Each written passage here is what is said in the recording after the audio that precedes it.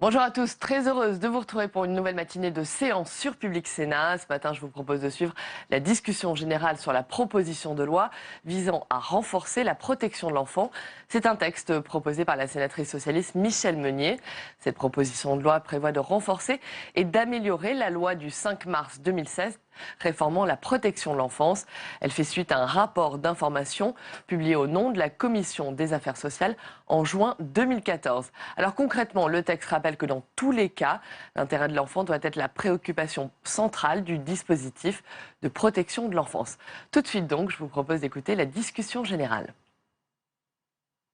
L'ordre du jour appelle la discussion en deuxième lecture de la proposition de loi adoptée par l'Assemblée nationale relative à la protection de l'enfant. Dans la discussion générale, la parole est à Madame Laurence Rossignol, secrétaire d'État chargée de la famille, de l'enfance, des personnes âgées et de l'autonomie. Vous avez la parole, Madame la Ministre. Prenez votre temps.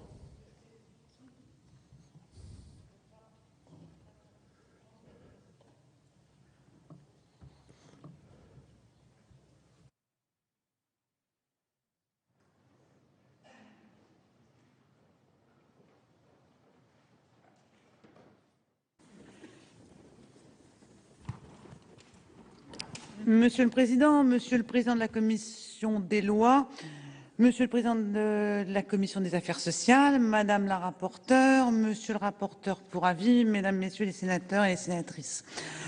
Fort du travail remarquable que je tiens encore à saluer, qui avait été mené par Michèle Meunier et Muguette Dini, le texte qui revient devant vous aujourd'hui porte une nouvelle dimension, celle d'une étape supérieure dans la réforme de la protection de l'enfance.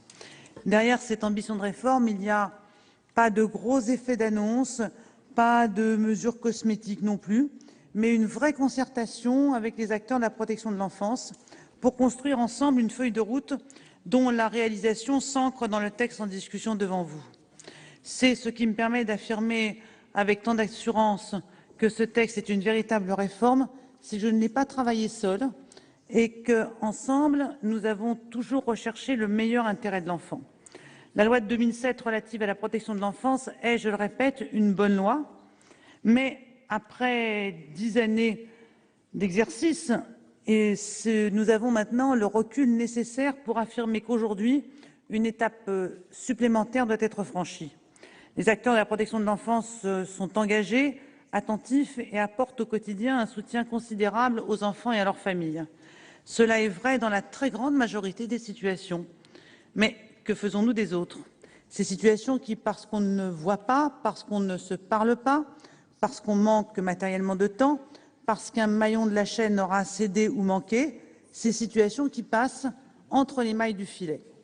Ce que ces espaces vides laissent passer, nous en connaissons tous les conséquences.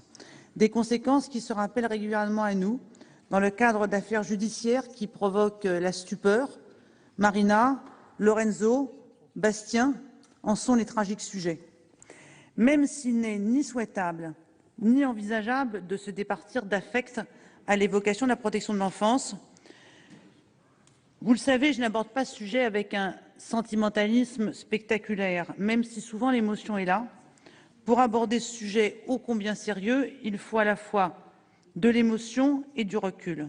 Ce n'est donc pas simplement à votre bon cœur que je souhaite en appeler dans ce débat, même si je sais qu'il est présent et qu'il le sera tout au long du débat, mais à la responsabilité collective.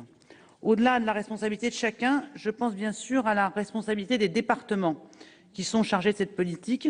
Je pense à la responsabilité de l'État, un État garant de la protection des plus vulnérables et de leur traitement équitable sur le territoire.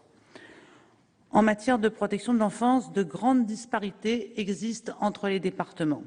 Je l'avais évoqué lors de la première lecture, selon qu'un enfant se trouve dans un département ou dans le département voisin, on pourra avoir tendance à privilégier soit le maintien en famille, soit le placement. Et l'évolution de la réforme entre la première lecture Sénat et celle qui se déroule aujourd'hui découle de ce constat de grande disparité. Mes propos ne surprendront personne. Ce constat que nous pouvons et que nous devons faire mieux en matière de protection de l'enfance, nous l'avons dressé collectivement en première lecture en décembre dernier, à partir des recommandations de Muguette Dini et de Michel Meunier. Lors de la première lecture, je vous avais également annoncé que le calendrier me permettrait de revenir devant vous une fois la concertation auprès des acteurs de la protection de l'enfance achevée.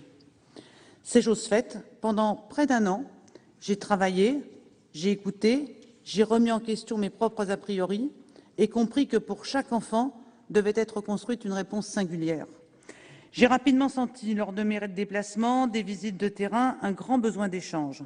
J'ai rencontré des élus, des professionnels qui souhaitaient me faire partager leur quotidien, leurs réflexions, leurs attentes. J'ai ainsi décidé de pousser la démarche plus avant en lançant une concertation avec l'ensemble des acteurs de la protection de l'enfance, avec un objectif clair, la définition de grands objectifs communs, mais aussi l'identification des leviers qui permettront à ces grands objectifs de se traduire concrètement dans la vie des enfants et de leurs familles. La concertation des acteurs de la protection de l'enfance a permis la co-construction de la feuille de route 2015-2017 pour la protection de l'enfance qui est aujourd'hui portée par le gouvernement. C'est la raison pour laquelle j'ai choisi de la présenter d'abord aux professionnels à l'occasion des Assises nationales de la protection de l'enfance à Rennes en juin dernier, puis cet été en Conseil des ministres. Cette communication au Conseil des ministres est un acte symbolique fort de mise en lumière et de valorisation d'une politique encore trop souvent, et je l'ai toujours dit, laissée dans l'angle mort du débat public. Ainsi, je reviens devant vous, chargé des réflexions, des initiatives, des critiques des professionnels du secteur, des magistrats, des médecins, mais aussi des élus, des ex-enfants de l'ASE, des parents et des bénévoles. C'est dans une grande liberté de ton que l'ensemble des acteurs a été associé à chaque étape de la concertation. Les départements y ont bien évidemment trouvé une place toute particulière, grâce aux rencontres régulières avec leurs élus et la mise en place d'un groupe de travail technique réuni mensuellement avec lesquels nous avons élaboré la feuille de route. Enfin, et vous savez qu'il s'agit d'un aspect auquel je suis très attachée, j'ai pris le temps d'entendre, d'écouter celles et ceux à qui on ne donne que trop peu la parole, celles et ceux pour qui existe cette politique publique. Je parle des enfants qui ont été accompagnés par les services de l'aide sociale à l'enfance ainsi que des parents. Je me suis déplacée dans les associations, au sein des services de l'aide sociale à l'enfance, et tout ce que j'ai vu et entendu durant ces 8 mois de travail me conforte sur un point. Il est temps d'agir, d'entendre les préoccupations des professionnels pour mieux prendre en compte les besoins des enfants. Car, vous le savez, la prise en compte des besoins de l'enfant, son meilleur intérêt, le respect de ses droits sont le fondement de l'approche que porte le Président de la République et ce gouvernement, ainsi que le prouve le projet de loi de ratification du 3e protocole de la Convention des droits de l'enfant, qui sera examiné dès demain à l'Assemblée nationale et dont vous aurez à connaître au cours des semaines à venir. Ce sont des valeurs communes au travers desquelles chaque acteur se reconnaît et exprime sa volonté de faire évoluer une politique publique de protection de l'enfance qui sont portées dans ce texte de loi. Il y a dans ce texte qui revient vers vous, mesdames et messieurs les sénateurs, des dispositions que vous connaissez et sur lesquelles nous avons déjà débattu. Vous savez mon attachement à la stabilité du parcours de l'enfant, à la continuité de ses liens d'attachement. Nous connaissons les parcours émaillés de ruptures de nombreux enfants, le foyer, la famille d'accueil, le retour dans sa famille, puis le placement à nouveau en famille d'accueil, mais dans une autre famille d'accueil, puisque la première, entre-temps, a accueilli d'autres enfants. Ces parcours chaotiques n'ont rien d'anecdotique. Un enfant confié à l'aide sociale à l'enfance a pourtant les mêmes besoins que tous les enfants, que les nôtres, que nos enfants, que nos petits-enfants, être nourris, être protégés, être soignés dans un environnement sécurisant. Les besoins de l'enfant, la Convention des droits de l'enfant en dresse ses contours.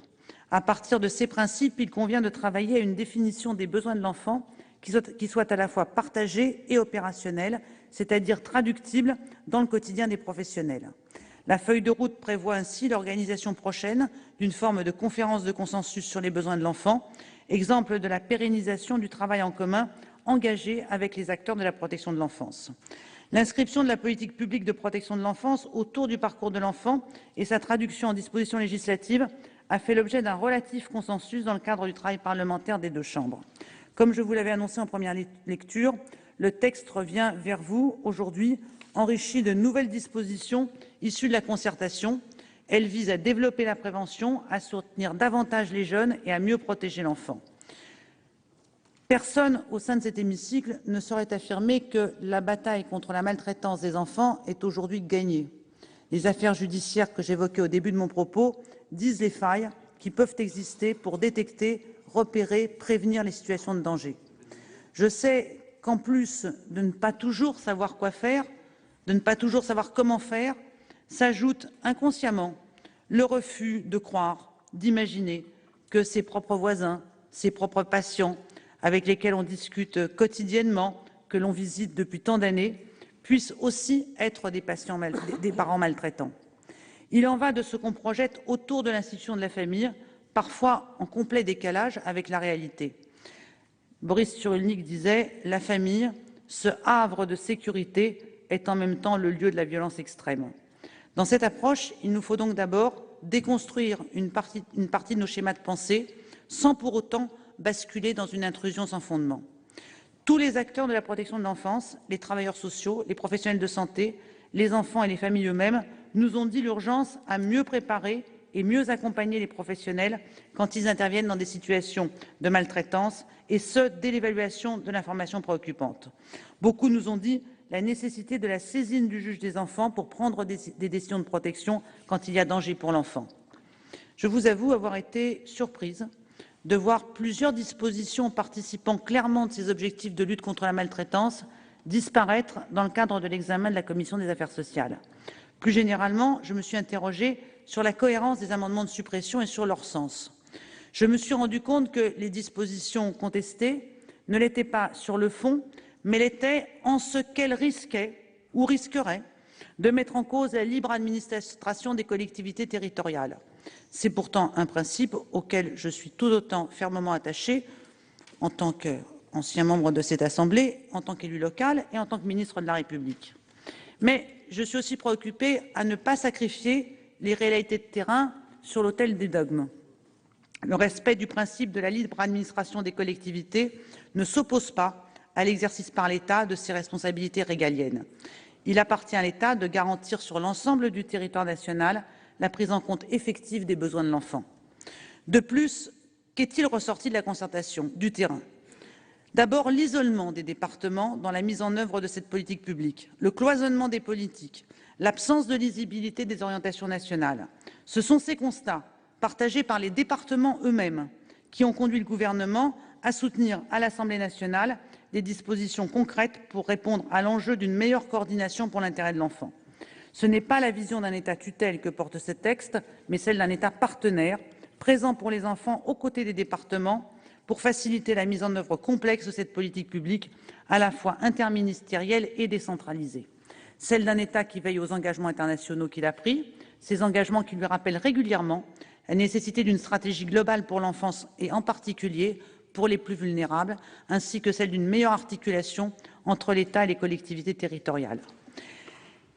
Les amendements de suppression qui ont été déposés, s'ils étaient adoptés, renforceraient, à mon sens, l'isolement des départements dans une politique publique qui, pour être efficace, doit être mieux partagée. Les départements, les professionnels et les intéressés nous ont dit les améliorations à apporter, les moments clés où il fallait agir. C'est ce que nous vous proposerons de faire ensemble. Appuyons-nous sur les exemples concrets. Je pense notamment au regard sur la fratrie, lorsque la situation de l'enfant fait l'objet d'une information préoccupante. Comment ne pas évaluer aussi le danger auquel sont exposés les autres enfants présents au domicile quand le département est saisi pour l'un d'entre eux? Comment refuser d'inscrire dans la loi l'obligation d'accompagner les enfants en sortie de placement? Dans de nombreux départements, ces mesures sont déjà mises en œuvre. Tant mieux pour les enfants de ces départements. Il n'en reste pas moins que dans d'autres départements, ces dispositions ne sont pas mises en œuvre. Et que nous ne pouvons accepter de tels écarts entre les politiques conduites d'un territoire à l'autre. Les professionnels que j'ai entendus m'ont confirmé cette grande diversité des pratiques au sein parfois même d'un même département entre les enfants qui bénéficiaient d'un accompagnement au retour à domicile et les retours non accompagnés au domicile. Ce dont il est question ici, c'est de mieux identifier les situations de maltraitance, d'intervenir à temps, de mieux protéger les enfants dans les moments de fragilité et de suivre en cela les recommandations de nombreux rapports visant l'amélioration des missions de la protection de l'enfance. C'est un point saillant de nos perspectives d'amélioration. Le deuxième grand objectif de la feuille de route pour la protection de l'enfance, nous aurons l'occasion d'y revenir au cours de l'examen des articles. Un autre enjeu majeur de la réforme, c'est l'accompagnement vers l'autonomie des jeunes, tout particulièrement quand ils sortent des dispositifs de la protection de l'enfance. Cet objectif s'est traduit par des mesures nouvelles dans le texte. C'est tout d'abord la possibilité pour le jeune d'être informé, associé à la préparation de sa sortie de l'ASE au cours d'un entretien 1 an avant sa majorité ou 1 an avant l'âge auquel il sortirait de l'ASE. Entretien au cours duquel sera construit un projet d'accès à l'autonomie, une sortie du dispositif anticipée, mieux préparée et qui implique l'ensemble des acteurs susceptibles d'aider le jeune majeur dans ce pas supplémentaire vers l'autonomie. Ces mesures, c'est l'inscription dans les dispositifs de droit commun. Accompagnement vers l'autonomie aussi par le versement d'un pécule aux jeunes à sa majorité. Un petit coup de pouce pour démarrer dans la vie d'adulte, alors qu'ils se trouvent complètement démunis et seuls en sortant de l'ASE. Le versement de l'allocation de rentrée scolaire sur un compte de la Caisse des dépôts, c'est donner au jeune majeur quelque chose qui soit à lui, quelque chose qu'il possède en son nom propre. Enfin, dernier point sur lequel je souhaite insister, c'est l'introduction de mesures visant à développer la prévention des difficultés que pourrait rencontrer l'enfant, mais aussi soutien à ses parents. La proposition de loi revient en effet vers vous avec une vraie dimension d'accompagnement des parents. Lutter contre la maltraitance, ce n'est pas uniquement réparer, c'est avant tout lutter contre l'isolement, soutenir le développement de l'enfant, entourer les familles, favoriser les solidarités de proximité. Le texte redonne une place importante à l'entretien prénatal du 4e mois. Il soutient le développement des centres parentaux et valorise la prévention spécialisée dans son action sur les territoires. La proposition de loi relative à la protection de l'enfant s'est considérablement transformée en 1 an. Elle porte aujourd'hui l'ambition d'une réforme concertée et partagée. La parole qui sera la mienne durant nos débats ne sera pas uniquement la parole du gouvernement. Elle sera aussi celle des 400 acteurs rencontrés régulièrement, parmi lesquels, bien évidemment, les départements. Et c'est cette parole qui donne légitimité et consistance aux mesures dont nous débattrons. Attardons-nous tant que nous pouvons sur chaque élément qui participe du développement complet de l'enfant. Attardons-nous sur la bientraitance de nos politiques publiques, car c'est là où se trouve l'enjeu. On est de son enfance comme on est d'un pays, disait Saint-Exupéry. Je souhaite que les enfants de l'ASE soient d'une belle enfance et d'un beau pays. Je vous remercie. Merci, Madame la Ministre. Dans la suite de la discussion, la parole est à Madame Michèle Meunier, rapporteure de la Commission des Affaires sociales.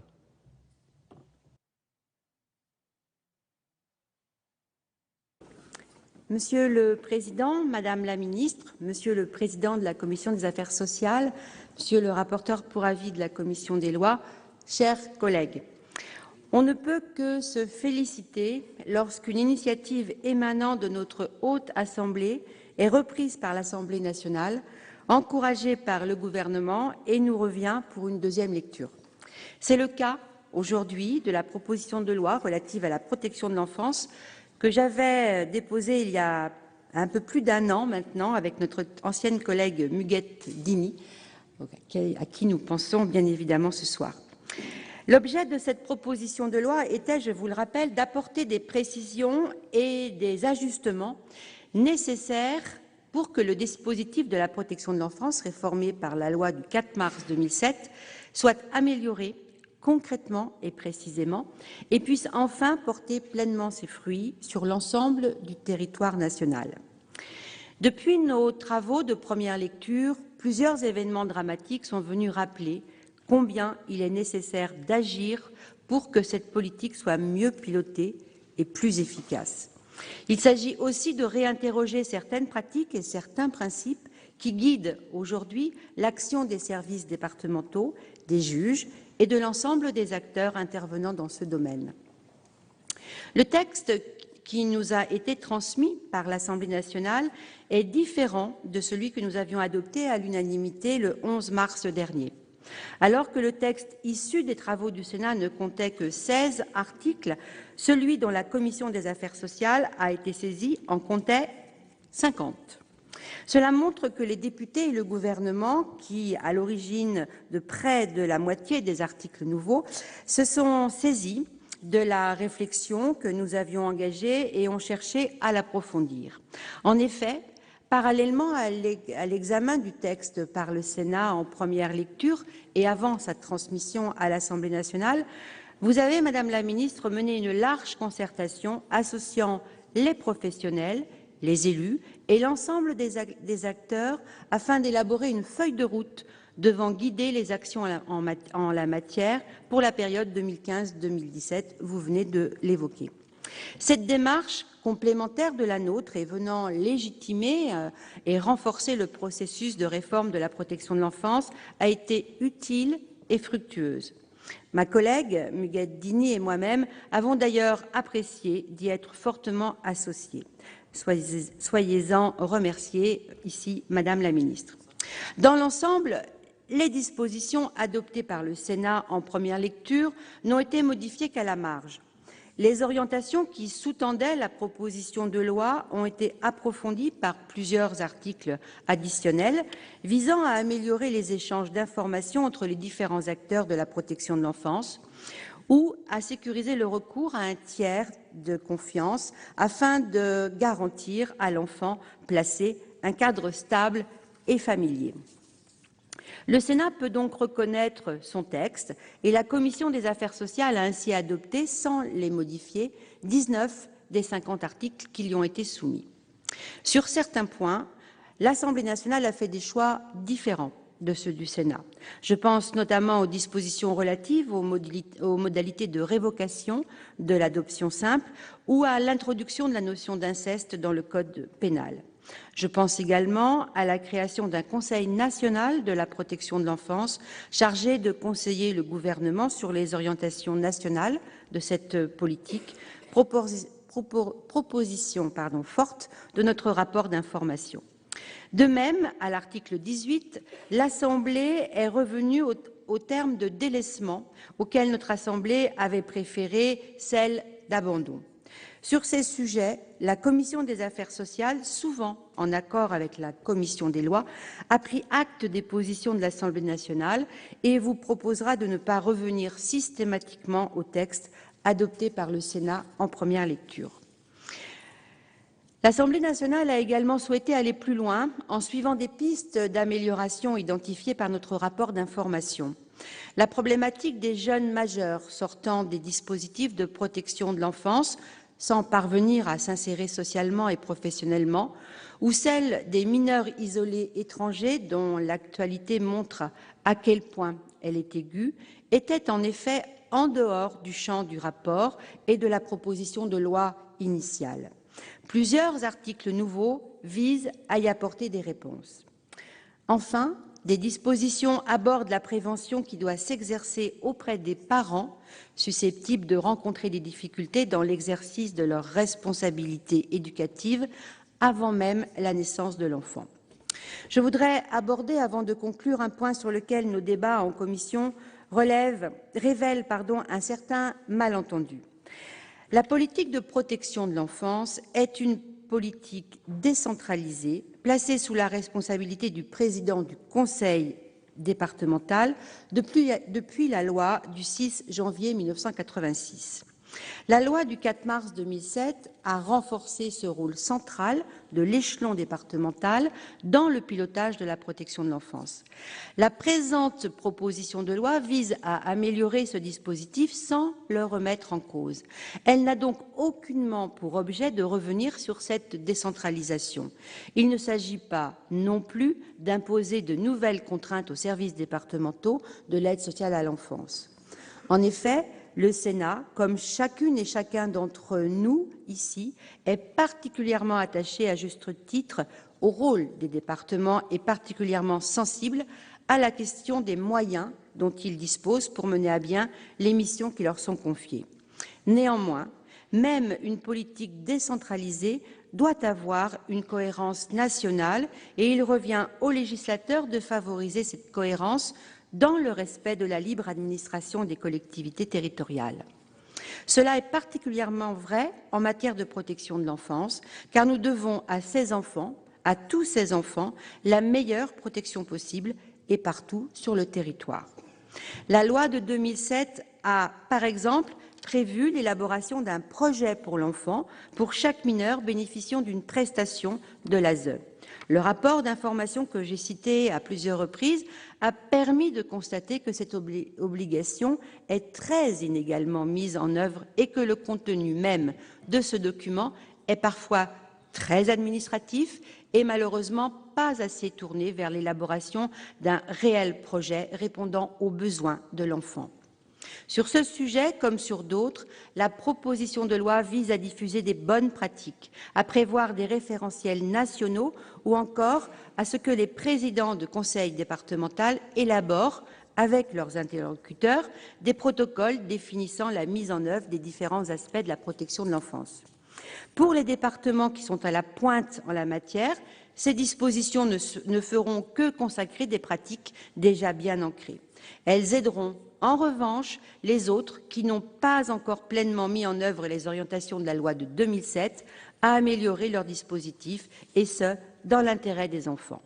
Vous le voyez, ce texte d'initiative sénatoriale a été l'occasion d'une réforme plus globale et de plus grande ampleur des dispositifs de protection de l'enfance et je m'en réjouis.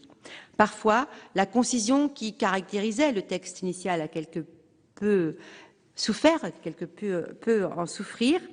Certaines dispositions nouvelles apparaissent donc superflues et inutiles et la Commission des affaires sociales a ainsi supprimé 9 articles. En lien avec la Commission des lois et son rapporteur pour avis, dont je salue à nouveau le travail, la Commission a également cherché à améliorer les dispositions issues des travaux de l'Assemblée nationale, modifiant 22 articles. Mes chers collègues, le texte dont nous allons entamer l'examen est plus riche, plus complet et pourra, j'en suis certaine, permettre au Sénat de retrouver dans une large mesure l'esprit de consensus qui avait marqué son examen en première lecture. Je vous remercie. Merci, Madame Michèle Monnier. Dans la suite de la discussion, la parole est à Monsieur François Pillet, rapporteur pour avis de la Commission des lois.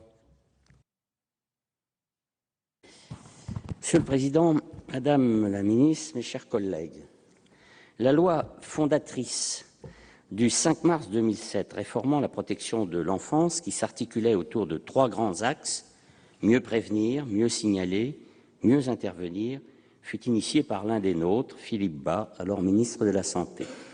Le projet de loi de notre ancienne collègue Muguette Digny et de notre collègue Michèle Meunier, rapporteur de la Commission des affaires sociales, s'inscrit dans l'évolution législative que commande la préservation de ces objectifs. Après l'examen de cette proposition de loi par l'Assemblée nationale, la Commission des lois du Sénat s'est une nouvelle fois saisie pour avis, tant sur certains articles qu'elle avait initialement examinés, qui ont fait l'objet de modifications rédactionnelles, que sur de nouvelles dispositions introduites par nos collègues députés.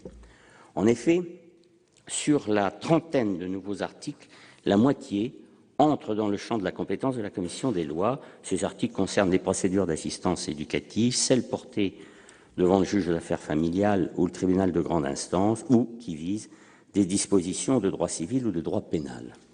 Vous avez pu constater qu'au terme de son travail, l'Assemblée nationale a souscrit à plusieurs modifications apportées par le Sénat à la proposition de loi. Certaines ont été adoptées soit conformes purement et simplement, soit sous réserve de modifications limitées. En revanche, des dispositions rétablies ou substantiellement modifiées ont conduit la Commission des lois à de nouveaux débats.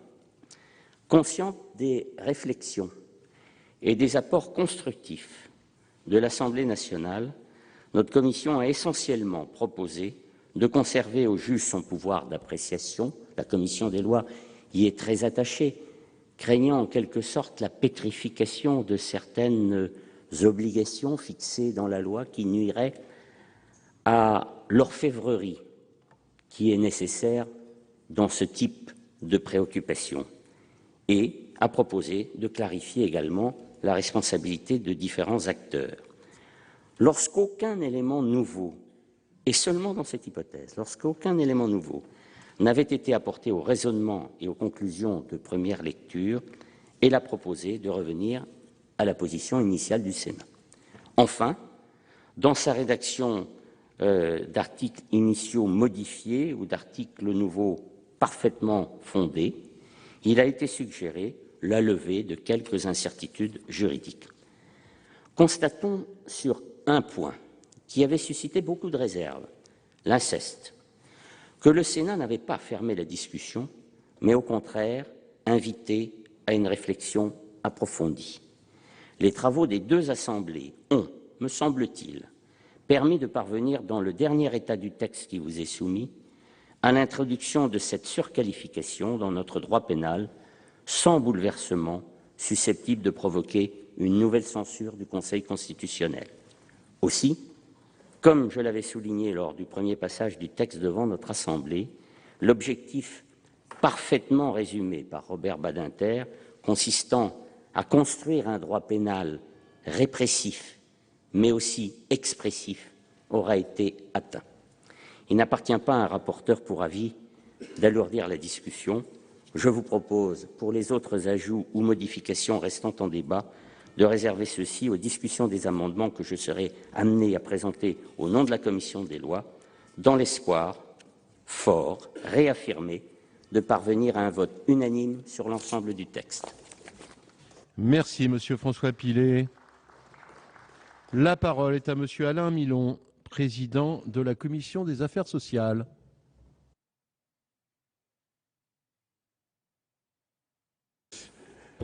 Monsieur le Président, Madame la Ministre, Madame la rapporteure, Monsieur le rapporteur pour avis, mes chers collègues, je ne reviendrai pas sur le parcours de cette proposition de loi d'origine sénatoriale qui a été largement complétée à l'Assemblée nationale tant par nos collègues députés que par le gouvernement lui-même.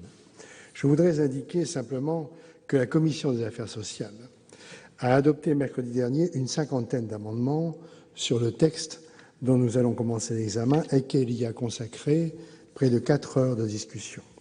C'est dire l'intérêt porté aux enjeux de la protection de l'enfance dans notre pays. Il n'a en rien faibli, bien au contraire, entre la première et la deuxième lecture.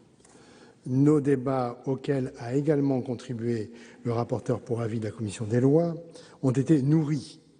Ils ont témoigné de constats partagés et d'une volonté commune d'améliorer la politique de protection de l'enfance, même si des nuances se sont manifestées sur les solutions à mettre en œuvre. Cela confirme également toute l'utilité du travail qui avait été mené l'année dernière par Muguette Dini et Michel Meunier, auxquels je tiens bien entendu à rendre hommage. Leur rapport l'a montré, la politique de la protection de l'enfance souffre aujourd'hui de lacunes que la loi du 4 mars 2007 n'a pas permis de résorber.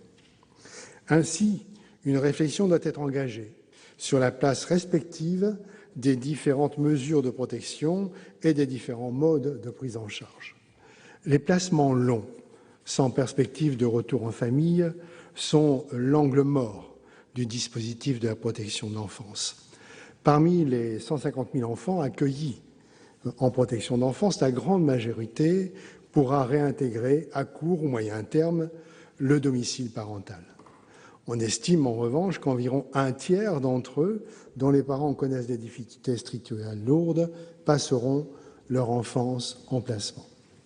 Par la voie du juge, la société place ses enfants sous sa responsabilité collective pour leur sécurité et leur bon développement. Elle y met des moyens financiers conséquents, 30 à 80 000 euros par an et par enfant. Il est nécessaire qu'elle se porte garante du parcours de ses enfants et non uniquement des conditions de leur placement pour assumer pleinement cette responsabilité. Cela nécessite de penser la mise en œuvre de dispositifs spécifiquement adaptés à leur situation. Aujourd'hui, un enfant placé 10 ans a vu en moyenne sa mesure d'assistance éducative renouvelée 5 fois. Ne peut compter de façon certaine sur un accompagnement que jusqu'à 18 ans et son accès à un éventuel contrat jeune majeur dépend d'une multitude de conditions, dont certaines sur lesquelles il n'a aucune prise politique, finances départementales notamment. Comment, dans ces conditions, se projeter pour devenir à terme un adulte responsable et bien intégré? La question des placements sans perspective de retour en famille est, je le répète, l'angle mort du dispositif actuel de protection de l'enfance. Et elle doit être le prochain chantier de réflexion en la matière. Cette réflexion doit porter à la fois sur le temps du placement et sur les conditions d'accession à l'autonomie. Il est notamment indispensable, lorsqu'un jeune a été accueilli en protection d'enfance et lorsque la mesure de protection a pris fin, de lui permettre de mener à terme un cursus de formation engagé pendant son accueil. On le voit, ce manque de cohérence dans la prise en charge des enfants placés s'accompagne d'une grande insuffisance dans l'accompagnement des jeunes majeurs sortant des dispositifs de l'aide sociale à l'enfance. Il est également nécessaire de trouver le bon équilibre entre la définition d'un cadre plus solide et plus à même d'éviter les défaillances parfois dramatiques et la nécessité de permettre aux départements d'assumer pleinement leurs compétences sans les entraver par des procédures superfétatoires ou les grever de charges supplémentaires.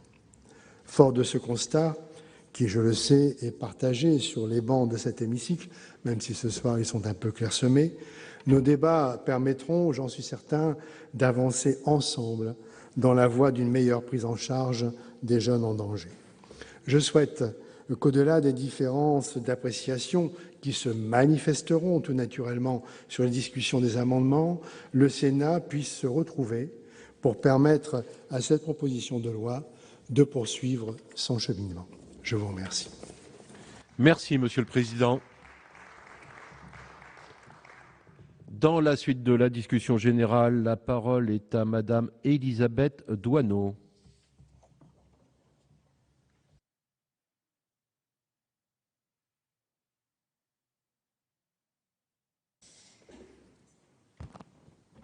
Monsieur le Président, Madame la Ministre, Madame la rapporteure, Monsieur le rapporteur pour avis, mes chers collègues, la protection de l'enfance constitue un sujet de préoccupation majeure pour notre société. S'investir pour les jeunes, en particulier pour les enfants en danger ou en risque de l'être, représente une lourde responsabilité. Permettre à des enfants abandonnés, maltraités et parfois traumatisés de connaître un avenir d'adulte serein et confiant est un exercice difficile. Trop souvent, l'actualité nous interpelle cruellement et des visages d'enfants marquent notre conscience collective. À chaque fois, nous nous reposons la question : aurions-nous pu éviter ces drames ? Pour ces raisons, parce que c'est un sujet difficile, parce que c'est un devoir collectif, parce que c'est une conviction partagée que chaque enfant doit être protégé et parfois accompagné, je souhaiterais remercier Muguette Dini et Michel Meunier d'avoir travaillé sur cette proposition de loi. Je veux aussi remercier Madame la Ministre de s'y être à son tour beaucoup investie.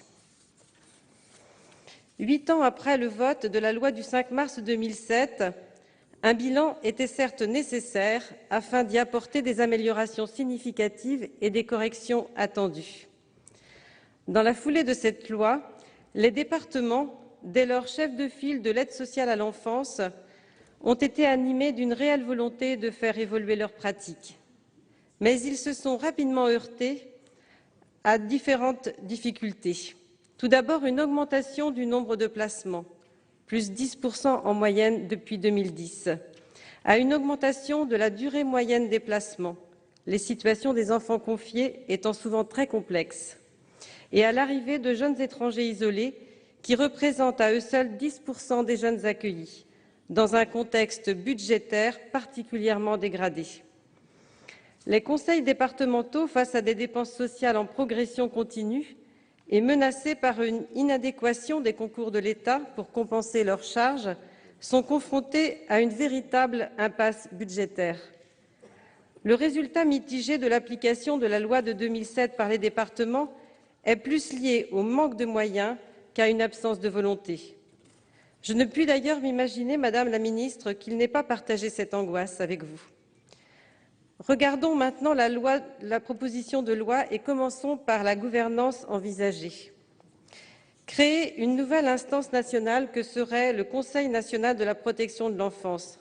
En soi, c'est une belle idée, Mais n'est-ce pas une fois de plus la réponse habituelle lorsque les choses ne vont pas tout à fait dans la direction que nous souhaiterions? Combien d'instances, de conseils, de comités, d'observatoires n'avons-nous pas créés en France ces dernières décennies? À la seule Assemblée des départements de France, on recherche actuellement des représentants pour 200 de ces organisations. C'est folie. Cette création est d'autant plus contestable qu'il existe un organisme national dédié à l'enfance en danger. En changeant sa dénomination, qui passerait de l'ONED à l'ONPE, nous pourrions opportunément imaginer, dans le même temps, d'élargir son champ de compétences à la coordination, à l'échange des pratiques sur la mise en œuvre de la politique de protection de l'enfance et à son évaluation. De cette manière, on n'invente pas une nouvelle structure, on attribue de nouvelles missions et on donne des objectifs élargis à un observatoire existant. Continuons sur les pratiques. Les départements ne seraient pas au même niveau d'excellence de l'application de la loi, peut-être ou sans doute pour certains.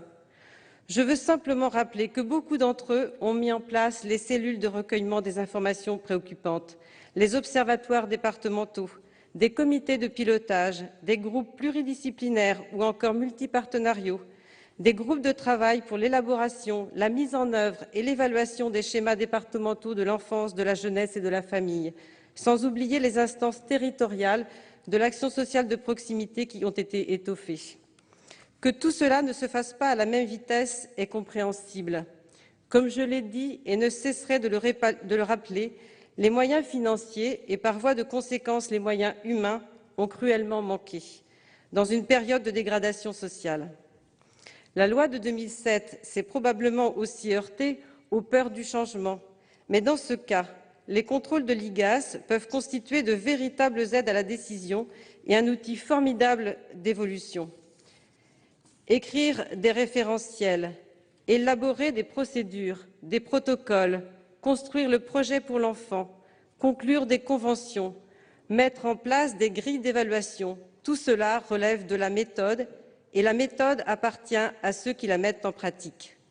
Depuis la décentralisation, les départements sont responsables de la politique de l'aide sociale à l'enfance. Il leur revient donc de choisir leur méthode, de frotter sa pertinence sur le terrain, de la corriger, de l'adapter et de la confronter, de la comparer avec d'autres territoires nationaux ou internationaux, bref, d'importer et d'exporter les bonnes pratiques. La décentralisation, c'est tout cela. Laisser l'initiative aux territoires qui adaptent leur politique aux contextes locaux. Et puis, la loi, c'est un cadre, ce n'est pas une méthode. Si je puis me permettre une métaphore, la loi donne le rythme aux territoires d'écrire les notes.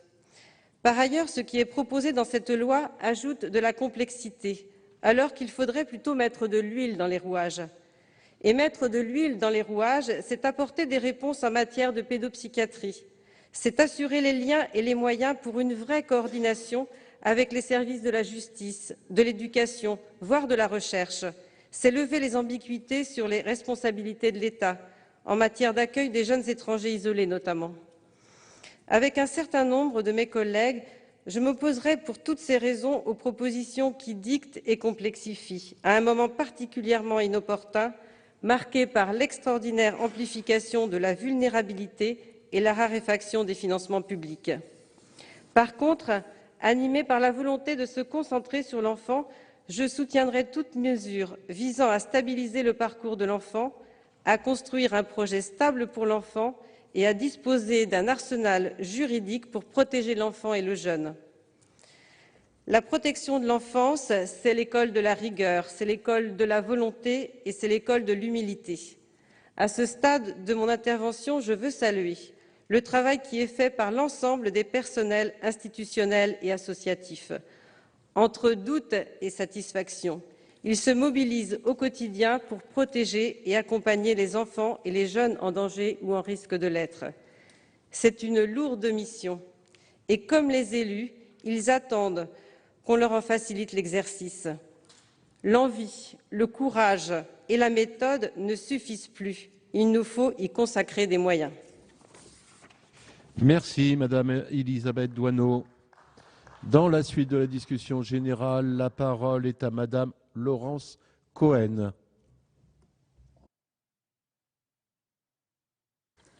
Monsieur le Président, Madame la Ministre, mes chers collègues, je suis heureuse d'avoir à examiner cette proposition de loi de protection de l'enfant en seconde lecture, enrichie par les débats à l'Assemblée nationale.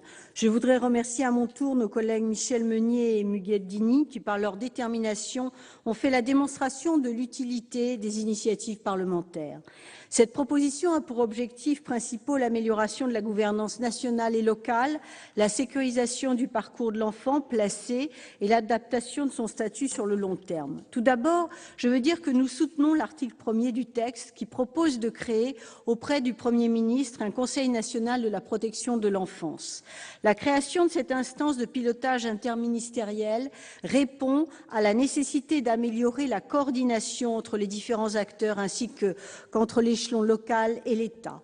Une telle instance peut permettre de donner une impulsion nationale à la protection de l'enfance et d'améliorer l'évaluation des orientations ainsi définies. S'agissant des dispositions relatives à la sécurisation du parcours des enfants placés, nous relevons plusieurs améliorations notables. La réaffirmation du rôle essentiel du projet pour l'enfant, avec comme moteur et finalité son intérêt, ainsi que l'encadrement plus strict des décisions de changement de famille d'accueil afin d'éviter les ruptures répétées dans la vie de l'enfant placé, sont de solides points d'appui. Permettre en effet aux parents et aux professionnels de se mettre d'accord en y associant l'enfant pour convenir d'un objectif, d'un calendrier et de moyens est essentiel pour répondre de manière adaptée à chaque situation. Ces mesures ne seraient pas suffisantes si elles n'étaient pas accompagnées du développement de la formation des professionnels du secteur de la protection infantile. L'établissement d'un programme pluriannuel des besoins en formation des professionnels de la protection de l'enfant dans le département est donc le bienvenu. De même, la désignation dans chaque département d'un médecin référent prévu à l'article 4 est également une mesure utile pour améliorer le dépistage des enfants en danger et leur protection. Car, comme nous l'avions rappelé en première lecture, la mise en place d'un médecin référent au niveau départemental avait été portée par notre groupe à l'occasion des débats sur la loi de 2007 et nous nous félicitons qu'aujourd'hui, cette mesure semble faire consensus. Elle permettra en effet d'établir des liens de travail réguliers entre les services départementaux, les médecins libéraux et hospitaliers, ainsi que les médecins de santé scolaire. Enfin, nous accueillons positivement la prise en considération des regroupements des fratries. En effet, ces regroupements constituent, comme le souligne le Défenseur des droits dans son avis du 27 novembre 2014, un facteur de stabilité dans la vie de l'enfant placé. Si le texte contient plusieurs dispositions très positives, comme je viens de l'indiquer, il subsiste néanmoins à nos yeux quelques insuffisances. Tout d'abord, comme lors de la première lecture, nous regrettons que la question des moyens humains et financiers ne soit pas évoquée. Alors que la loi de 2007 a opéré le transfert des compétences de la protection de l'enfance aux collectivités territoriales, le contexte budgétaire récent nous laisse craindre de voir s'accroître les inégalités territoriales. En effet, les collectivités voient leurs subventions tellement réduites que boucler les budgets devient mission impossible. Ainsi, dans cette chasse aux restrictions budgétaires, des coupes sombres risquent d'amputer les politiques sociales au détriment de services vitaux rendus aux populations. Dans ce contexte, que peut-il advenir de la prévention ? C'est pourquoi affirmer le rôle central de l'État est un point essentiel pour garantir l'égalité de traitement de toutes les familles et de tous les enfants sur l'ensemble du territoire et assurer la cohérence du système. Par ailleurs, nous regrettons une nouvelle fois que la situation dramatique de nombreux mineurs étrangers isolés ne soit pas modifiée par ce texte. D'autant plus dans une période où nombreuses et nombreux sont celles et ceux qui fuient leur pays d'origine au péril de leur vie pour des raisons climatiques, économiques ou de guerre. Nous saluons et soutenons l'adoption par la Commission des affaires sociales de l'Assemblée de l'interdiction des tests osseux pour évaluer l'âge des enfants. Et nous regrettons, Madame la Ministre, que dans un souci de compromis, vous ayez fait le choix non pas de les interdire, mais de les encadrer pour les limiter au maximum. Nous proposons donc 2 amendements visant l'interdiction des tests osseux, car nous ne pouvons continuer de les pratiquer, même de manière encadrée, au motif qu'il n'existerait aucune technique fiable pour déterminer la majorité d'une personne. Est-il plus grave d'accorder une protection à un jeune qui s'avérerait être âgé d'un peu plus de 18 ans ou bien de laisser livrer à lui-même ce jeune dont les tests d'un autre âge et sans aucune fiabilité reconnue par la communauté scientifique auraient conclu qu'il était majeur ?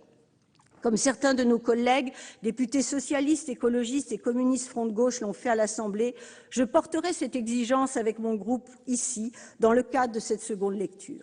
Je veux également insister auprès de vous, mes chers collègues, sur le fait que ces jeunes particulièrement vulnérables ne sont pas des profiteurs potentiels, comme certains le disent et le pensent, mais des enfants qui doivent bénéficier de la protection prévue par des dispositions nationales et internationales. Comme le souligne le défenseur des droits, un mineur seul et étranger arrivant en France sans représentation légale sur le territoire, sans proche pour l'accueillir, est par définition un enfant en danger et doit relever à ce titre du dispositif de la protection de l'enfance. Dans cet esprit, il est indispensable, au regard des situations d'exploitation que connaissent certains mineurs, en particulier les mineurs isolés étrangers, de prévoir un accompagnement adapté et de mettre un terme au placement en centre de rétention administratif. Si en principe les mineurs ne peuvent faire l'objet de mesures d'éloignement dès lors que leur minorité est contestée, ils peuvent être placés en CRA. Ces placements des mineurs étrangers isolés dans ces CRA, en vue de les envoyer dans leur pays d'origine, sont de plus en plus courants avec l'afflux de réfugiés en Europe. Nous présentons donc un amendement visant l'interdiction de placer des mineurs dans ces établissements. Et j'espère que son vote dépassera les bancs de notre groupe parce qu'il répond à des valeurs humanistes. Et faut-il le rappeler ici, cette proposition était l'un des engagements du candidat Hollande. Ces réserves étant formulées, nous considérons que cette proposition de loi va globalement dans le bon sens et espérons que nos amendements seront adoptés lors de nos discussions pour surmonter les points négatifs que j'ai exprimés. Je vous remercie. Merci, Madame Laurence Cohen. La parole est à Madame Aline Archimbaud.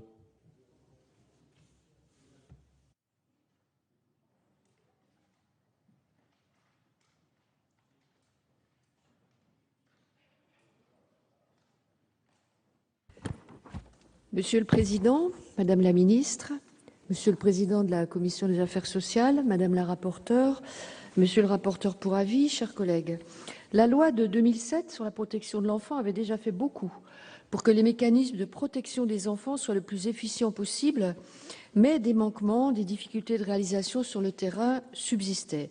Ils ont bien été repérés et développés par mes collègues Muguette Digny et Michel Meunier dans leur rapport rendu public en juin 2014. Je tenais, moi aussi, à les remercier une nouvelle fois pour la qualité de leur travail sur un sujet si sensible, si fondamental, mais aussi si complexe, car il fait intervenir une multitude d'acteurs à tous les niveaux de l'action publique et de l'action individuelle. L'un des premiers objectifs de la protection de l'enfant est de prévenir autant que possible les difficultés en amont et de se donner les moyens de pouvoir réagir le plus rapidement possible dans l'intérêt des enfants quand la situation l'exige. Pour cela, les informations doivent circuler entre les acteurs de la protection de l'enfant. C'est la condition pour que les cas problématiques soient repérés vite et pour que les drames soient évités. Les cloisonnements entre les acteurs sont malheureusement encore trop nombreux. On le comprend vite en discutant avec eux. Beaucoup d'acteurs se sentent isolés, vous l'avez dit, Madame la Ministre, ils ont un grand besoin d'échange et les moyens financiers sont limités, les procédures nombreuses, le dialogue pas toujours évident, faute de formation ou faute de temps à consacrer à chacun. Or, il est fondamental que tous ces acteurs travaillent en étroite collaboration et non pas chacun de leur côté. Il faut décloisonner les services de l'aide à l'enfance et de l'aide aux familles, leur permettre de discuter avec les enseignants, les médecins scolaires, les enfants, les familles, éventuellement les associations s'il en existe. Cela transparaissait dans le texte proposé par Muguette Digny et Michel Meunier et nous sommes convaincus que la transversalité en matière de protection de l'enfant est indispensable. Le développement de cette transversalité nous paraît nécessaire, stratégique, si on veut être à la hauteur des enjeux, à la hauteur des problèmes posés. Nous soutiendrons plusieurs amendements dans ce sens. Autres acteurs primordiaux de la protection de l'enfant, les médecins scolaires, devraient jouer le rôle de lanceurs d'alerte. Ils sont à même de repérer les enfants qui ont besoin d'aide, sont le lien entre la sphère scolaire et les institutions de protection de l'enfance, même si, il faudrait vraiment y remédier, nous devons constater que la santé scolaire reste, année après année, malheureusement, le parent pauvre de la protection de l'enfance. Par ailleurs, nous avions souligné, lors de la première lecture du texte, l'absence d'article portant sur l'accueil des mineurs isolés étrangers, alors que ce sujet sensible était abordé dans le rapport de nos collègues. Malgré la circulaire de 2013 qui explicitait le cadre de l'action des départements et de l'État et prônait bienveillance et bénéfice du doute, la situation est encore pour l'instant loin d'être satisfaisante. Le test osseux est peu fiable, il peut être arbitraire. Nous le savons, il y a scientifiquement une marge d'erreur d'interprétation de 18 mois au moins, et c'est évidemment très lourd pour des enfants par ailleurs en grande fragilité psychologique. Or, ce test est toujours largement utilisé pour déterminer l'âge des enfants, contrairement à ce que demande la circulaire. Par ailleurs, les budgets des départements alloués à l'accueil des enfants est toujours aussi serré. Cela a été répété à de nombreuses reprises dans nos travaux en commission. Et la volonté de répartir les efforts d'accueil dans tous les départements se heurte à l'obstruction de ceux qui refusent de les accueillir. La coordination entre l'État et les départements n'est pas encore satisfaisante. Nombre d'associations nous le rapportent régulièrement. Je pourrais citer le cas de la Seine-Saint-Denis, où je suis élue, qui est l'un des principaux départements d'arrivée en France de ces jeunes et dont les élus souhaiteraient en effet qu'une répartition puisse être organisée au plan national. Il est donc nécessaire de prévoir dans la loi les modalités de leur prise en charge conformément aux valeurs énoncées dans la Convention internationale des droits de l'enfant, dont la France est, nous le savons, signataire. Donc, même si son périmètre reste encore restreint, le texte proposé par nos collègues et complété largement à l'Assemblée correspond à l'orientation que nous souhaitons donner à la protection de l'enfance. Les débats en commission des affaires sociales la semaine dernière ont sensiblement revu le texte. Des articles qui, pour nous, sont particulièrement importants ont été supprimés, notamment ceux permettant de sécuriser davantage le parcours des enfants placés, en particulier l'accompagnement de ces jeunes à toutes les étapes de leur placement, y compris au moment où ils deviennent majeurs. Ce passage à la majorité ne se fait pas aujourd'hui de manière satisfaisante. Il faut que nous nous penchions sérieusement sur la question. Une étude de l'Institut national des études démographiques montrait en 2000 qu'en Île-de-France, plus de 30% des moins de 30 ans qui étaient dans la rue avaient eu un parcours en protection de l'enfance. Pour les associations, la situation ne s'est pas améliorée. La transition reste un moment délicat et nécessite un accompagnement des jeunes dans les démarches à faire pour s'insérer dans la société. Nous déposerons à ce sujet plusieurs amendements de rétablissement. Chers collègues, si le groupe écologiste soutient sur le fond le texte issu des débats à l'Assemblée, nous réservons pour l'instant notre vote final qui sera conditionné par le résultat des discussions que nous aurons en séance ce soir et les jours prochains. Je vous remercie. Merci, Madame Aline Archambault. Dans la suite de la discussion, la parole est à Madame Hermeline Malherbe.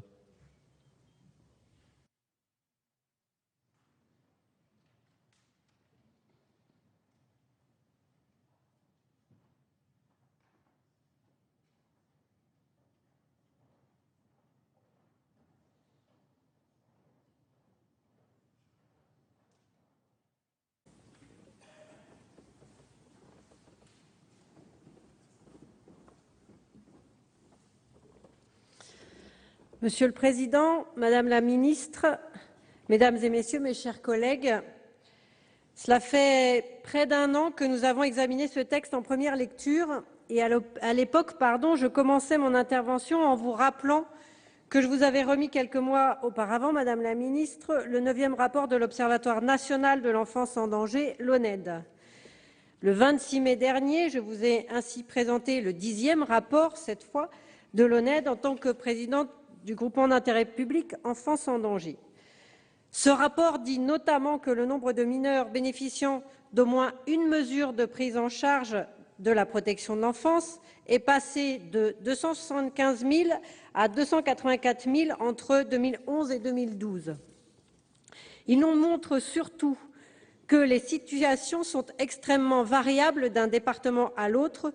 Pour ne citer que quelques chiffres, le nombre de mesures décidées entre le 1er janvier et le 31 décembre 2013 varie de 1 330 pour la Creuse à 9 233 pour le Hauts-de-Seine.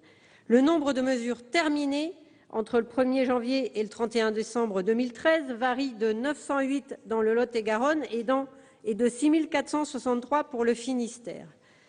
L'enjeu donc de cette proposition de loi portée par nos collègues Michel Meunier et Mugadini, dont je veux moi aussi ici saluer le travail, est bien d'améliorer la prise en charge des enfants et des jeunes en difficulté, et ce, de façon équitable sur l'ensemble du territoire français. Tout d'abord, je rappelle que la proposition de loi soumise à notre examen a vocation à améliorer la mise en œuvre de la loi du 5 mars 2007, qui s'inscrit dans la lignée de la Convention relative aux droits de l'enfant, dont on a fêté l'année passée les 25 ans. Depuis 2007, effectivement, la mise en œuvre progressive de la loi dans les politiques de protection de l'enfance s'est confrontée à la fois aux réalités des situations et aux réalités des pratiques dans une société en constante évolution. Alors que le texte du Sénat contenait 16 articles, nos confrères de l'Assemblée nationale y ont rajouté pas moins de 30 articles. Enrichissement issu de 9 à 10 mois de gestation qui vous a permis, Madame la Ministre, d'intégrer les résultats de la concertation que vous avez mis en œuvre avec l'ensemble des acteurs de la protection de l'enfance. Et c'est une bonne chose que de pouvoir utiliser ce texte dans ce cadre-là. Les députés, donc, ont fait un certain nombre de choix différents du Sénat, qui, pour certains, reprennent le texte initial, comme pour le Conseil national de la protection de l'enfance, le CNPE, validé cette fois dans le cadre de la Commission des affaires sociales du Sénat, ou d'autres, comme la notion d'inceste dans le Code pénal. S'agissant de l'adoption simple, les députés ont rétabli la disposition rendant l'adoption simple irrévocable et probablement, en tout cas de mon point de vue, une bonne chose pour l'enfant. Ainsi, le texte initial s'est trouvé également enrichi s'agissant de la question des jeunes majeurs en préparant leur sortie des dispositifs de protection à leur majorité et surtout en les accompagnant jusqu'au terme de l'année scolaire ou universitaire, ce qui se fait déjà dans beaucoup de départements. Ce texte suscite, je le crois, un certain consensus, puisque, lors de la réunion du 7 octobre dernier, la Commission des affaires sociales de notre Assemblée a adopté 19 articles sans modification. Je retiens également qu'elle a supprimé 9 articles qui inquiètent les départements chefs de file de la protection de l'enfance, en entrant parfois de manière un peu excessive dans le détail de l'organisation des services départementaux. Vous le savez, Madame la Ministre, j'accorde beaucoup d'importance aux grands principes d'égalité de la République française et je suis tout autant attachée à la décentralisation qui responsabilise les départements quant aux règles de fonctionnement pour mettre en œuvre une politique publique et en particulier celle de la protection de l'enfance. Ce texte devra bien sûr être complété par les dispositions réglementaires adéquates afin de permettre aux services des départements et aux services de la justice de le mettre en œuvre rapidement et avec efficacité. J'insiste sur rapidement parce que je me souviens effectivement, issu de la loi de 2007, d'un décret en 2011 concernant justement l'ONED qui a retardé de façon importante les mises en œuvre pour l'Observatoire lui-même. Toutefois, pour reprendre le propos, je regrette que dans plusieurs articles du texte, par exemple ceux abordant la composition de l'Observatoire départemental de la protection de l'enfance, l'ODPE, ou le contenu du projet pour l'enfant, il ne soit prévu qu'un simple renvoi au décret pour préciser les dispositifs. Pourquoi ne pas laisser, là encore, une marge de manœuvre aux conseils départementaux? Aussi, ai-je déposé plusieurs amendements visant à ce que le gouvernement fixe par décret un socle de base commune s'appliquant sur l'ensemble du territoire et laissant la possibilité à chaque département de les compléter et ou de les ajuster en fonction des réalités locales. Mes chers collègues, si certains points me paraissent perfectifs, cette proposition de loi est un bon support législatif pour consolider nos politiques publiques en faveur de la protection de l'enfance, pour améliorer la réforme de 2007, 7 ans après son entrée en vigueur.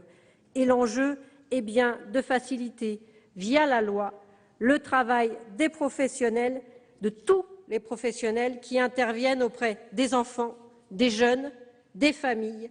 Tout cela, pas seulement pour éviter les cas médiatiques, mais surtout pour que chaque enfant, chaque jeune trouve sa place dans notre société. Merci, Madame Ermelinde Malherbe. Dans la suite de la discussion, la parole est à Monsieur Jean-Noël Cardoux.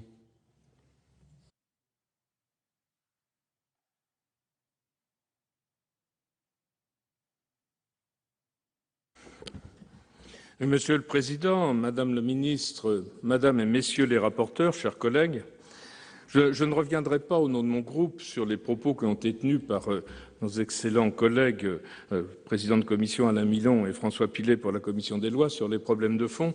Je me borderai simplement à aborder la vue et l'impact sur les finances et sur l'administration des départements de ce texte, problèmes qui ont déjà été beaucoup développés dans les interventions liminaires. Première remarque, c'est que depuis sa première lecture au Sénat en mars 2015, 2 événements majeurs sont intervenus. Le premier, c'est que ce texte a quasiment été réécrit, même si le fond demeure, puisque les 16 articles initiaux ont pratiquement doublé, et que sur ces articles supplémentaires, 12 ont été insérés par le gouvernement, donc c'est une modification de fond. Deuxième élément majeur, c'est que depuis le premier vote, la loi NOTRe est intervenue, loi NOTRe que vous connaissez tous, mais dont les conséquences ont été de fragiliser sensiblement les départements sur le plan financier.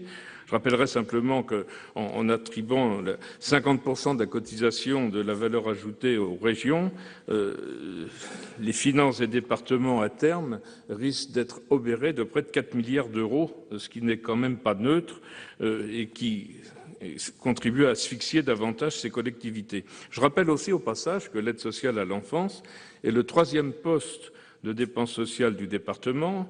Elle concerne près de 300 000 jeunes pris en charge par les départements qui consacrent 7 milliards d'euros par an, soit 20% environ de leurs dépenses d'action sociale. Donc c'est quelque chose qui est extrêmement important et pas négligeable, qui pèse sur les finances du département. Et je constate simplement que, alors que l'État diminue ses contributions au bénéfice des collectivités, je viens de le souligner, le gouvernement, dans une dérive de réécriture d'une loi devenue trop bavarde, impose des obligations supplémentaires et coûteuses pour les conseils départementaux déjà exsangues. Le texte initial était louable, consensuel. L'essentiel de ce texte est également louable et consensuel, tout le monde l'a rappelé, mais il faut demeurer réaliste. Et en fait, je dirais simplement que le gouvernement dit ce qui devrait être dans une vision angélique et idéale des choses. Et notre groupe, plus pragmatique, dit ce qui peut être réalisé compte tenu de l'état des finances des départements. Alors, dans ce contexte, nous proposons de rétablir un certain nombre d'amendements supprimés par l'Assemblée nationale ou non votés en première lecture afin d'imposer moins de contraintes aux départements. À l'article 1, nous reproposons la suppression du Conseil national de la protection de l'enfance avec toujours les mêmes arguments. Il ne permettra pas l'amélioration du fonctionnement du dispositif de protection de l'enfance, entièrement décentralisé, et de la compétence des départements depuis 1983. Il fera doublon avec l'Observatoire national de la protection de l'enfance, que l'article 3 prévoit d'instituer, en remplacement de l'ONED. Je pense que là, comme nous sommes dans une démarche de simplification, une seule structure avec plus de compétences aurait été tout à fait souhaitable. L'article 2, concernant la suppression du programme de formation par les départements, pas tellement le problème de la formation qui est en cause, c'est une fois de plus le problème éventuel de financement par les départements que nous souhaitons voir précisé, et vous verrez que nous avons modifié légèrement l'amendement que nous avions présenté à la Commission dans ce sens-là. L'article 4, concernant les médecins de PMI, bien entendu, il faudrait un médecin de PMI dans chaque département. Il ne faut pas oublier que, outre la charge supplémentaire que cela peut occasionner, puisque certains départements sont moins aisés financièrement que d'autres, mais aussi il faut pouvoir les trouver, ces médecins. Tout le monde connaît la pénurie et la désertification médicale. La pénurie de médecins, il faut pouvoir les trouver. Voilà pourquoi nous essayons de trouver des solutions palliatives de manière à ce que cette obligation soit moins contraignante. L'article 7, avec la suppression de la création d'une nouvelle commission pluridisciplinaire au sein des départements. Alors, nous avions déjà souligné en première lecture que, pardonnez-moi d'employer régulièrement cette expression, mais c'est bien le cas, c'est une usine à gaz qui fait obstacle au fonctionnement des procédures déjà utilisées. C'est un ralentissement aussi possible des procédures, avec des risques de superposition avec les décisions du juge, puisque l'arbitrage des services interviendra avant celui du juge. Ça ne peut que complexifier les situations et entraîner un surcoût pour les conseils généraux. Nous proposons en outre des modifications et des suppressions sur 2 autres articles. Alors, le fameux article 5EA, le problème de la prise en charge des majeurs, soyons clairs, nous sommes tous d'accord pour dire que quand un mineur sort de son statut de mineur et entre dans sa majorité, quand ils ont été confrontés à des situations extrêmement difficiles, il faut continuer de les accompagner. Il ne faut pas les laisser aller à la dérive et n'importe où, et il faut les encadrer. Mais on arrive toujours à ce problème de financement par les départements, et les départements ont été échaudés dans les années précédentes. Alors bien entendu, on ne peut pas proposer un article qui impose à l'État de prendre en charge, puisqu'on nous opposerait immédiatement l'article 40, ce que nous n'avons pas voulu faire sur le plan juridique. En revanche, je rappellerai, et je le répète, que l'article 72.2 de la Constitution dit « Toute création ou extension de compétences ayant pour conséquence d'augmenter des dépenses de collectivités territoriales est accompagnée de ressources déterminées par la loi ». Alors nous espérons entendre de la bouche de la voix du gouvernement, Madame le ministre, que cet article que nous reconnaissons tous comme utile, mais qu'on clarifie, qu'on prenne des engagements pour que les départements n'aient pas la crainte de se voir imposer des charges supplémentaires. Et chacun sait, quand on a été dans l'exécutif des départements ces dernières années, les problèmes causés par les mineurs étrangers. Et à l'époque où j'étais en charge des affaires sociales du gouvernement du Loiret, nous étions aux premières loges en la matière, et vous le savez bien, puisque nous en avions souvent discuté. Et puis l'article 5D, qui est le maintien de la modification votée en commission sur un amendement proposé par Catherine Deroche concernant ce fameux pécule. Alors je comprends bien aussi la motivation. C'est vrai que quand un jeune mineur arrive à sa majorité, un peu en déshérence, lui donner un petit pécule peut être une bonne chose pour son départ dans la vie active, le cas échéant, mais néanmoins, on détourne totalement l'objectif d'une allocation sociale. L'allocation de rentrée scolaire est une allocation qui doit permettre d'accompagner la rentrée scolaire, n'est pas une allocation qui doit permettre de constituer un pécule. S'il faut constituer un pécule, trouvant d'autres dispositions. Et en cela, je rappelle que le Sénat avait adopté une proposition de loi émanant de Christophe Béchu et de Madame Deroche, qui appliquait aussi ce système de délégation au département d'une part des allocations familiales, de l'allocation de rentrée scolaire. Ça me paraît une logique même. Le service qui a en charge l'accompagnement et l'encadrement des mineurs confiés à l'aide sociale à l'enfance doit pouvoir bénéficier des prestations qui sont prévues pour les aider à la fois dans leur vie de tous les jours et au moment de la rentrée scolaire.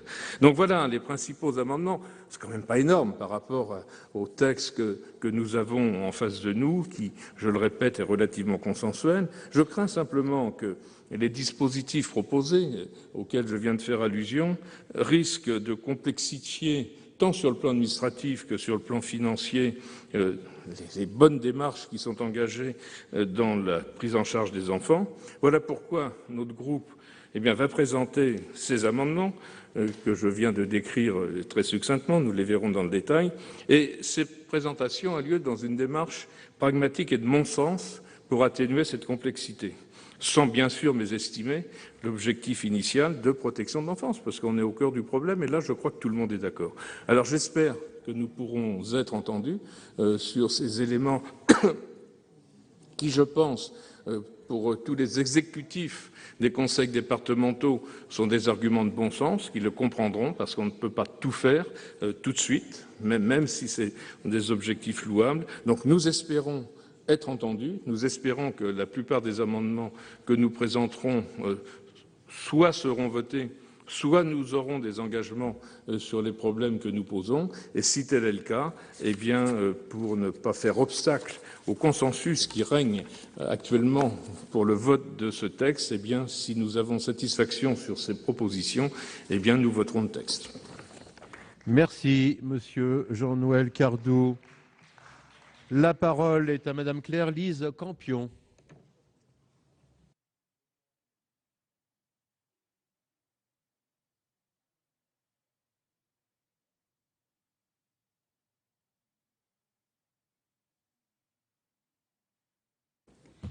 Monsieur le Président, Madame la Ministre, Monsieur le Président de la Commission des Affaires sociales, Madame la rapporteure, Monsieur le rapporteur, mes chers collègues, c'est un texte largement complété, affiné, que notre Assemblée examine aujourd'hui en seconde lecture. Partant d'un constat partagé et exposé dans de nombreux rapports, dont celui de Madame la rapporteure Michèle Meunier et de notre ancienne collègue Mugadini, la proposition de loi relative à la protection de l'enfant qui nous est soumise dépasse le travail de réajustement des dispositifs pour répondre à de nouvelles problématiques. Elle ancre des principes pour appuyer des pratiques quotidiennes. Ce texte affirme l'ambition d'une plus grande efficacité politique. Nous ne pouvons que nous en réjouir. Cette ambition a été rendue possible grâce à la très large concertation que vous avez menée, Madame la Ministre, à l'automne 2014 et à laquelle étaient associés l'ensemble des professionnels de la protection de l'enfance, les élus, les institutions. Enrichi des analyses, des témoignages et du vécu quotidien de tous ces acteurs, le texte a donc été étoffé. Cette évolution attendue par les départements, les associations, les travailleurs sociaux, les juges, les médecins, les familles et les enfants rencontre un accueil très favorable. En effet, il répond à certains défis, notamment il revient sur les trop grandes disparités territoriales. Il permet d'améliorer le pilotage de cette politique par les conseils départementaux en s'appuyant sur une doctrine, une philosophie, des repères qu'ils attendent. Réintroduite à l'Assemblée nationale, la création du Conseil national de protection de l'enfance doit permettre la cohérence et la coordination des politiques de protection de l'enfance. Il s'agit d'une avancée essentielle qui n'est pas de nature à porter atteinte à la libre administration des départements, mais qui devrait garantir à l'avenir une égalité de traitement entre tous les enfants sur l'ensemble de notre territoire. L'amélioration de l'échange d'informations a été approfondie, mais notre commission, à mon regret, n'a pas souhaité conserver le système d'alerte prévu pour répondre aux situations représentant une menace pour la santé et la sécurité des enfants accueillis. Dans ce dispositif, le président du conseil départemental devait informer le préfet de tout incident survenu dans un établissement ou service de l'aide sociale à l'enfance. Certains ont pu y voir une remise en cause de la responsabilité des présidents de conseils départementaux qui ont été rendus chefs de file par la loi du 4 mars 2007. Au regard d'incidents toujours trop nombreux impliquant des mineurs ne bénéficiant pas de prise en charge de soins ou d'orientation dans des établissements spécialisés, l'implication du préfet ne paraissait pas choquante.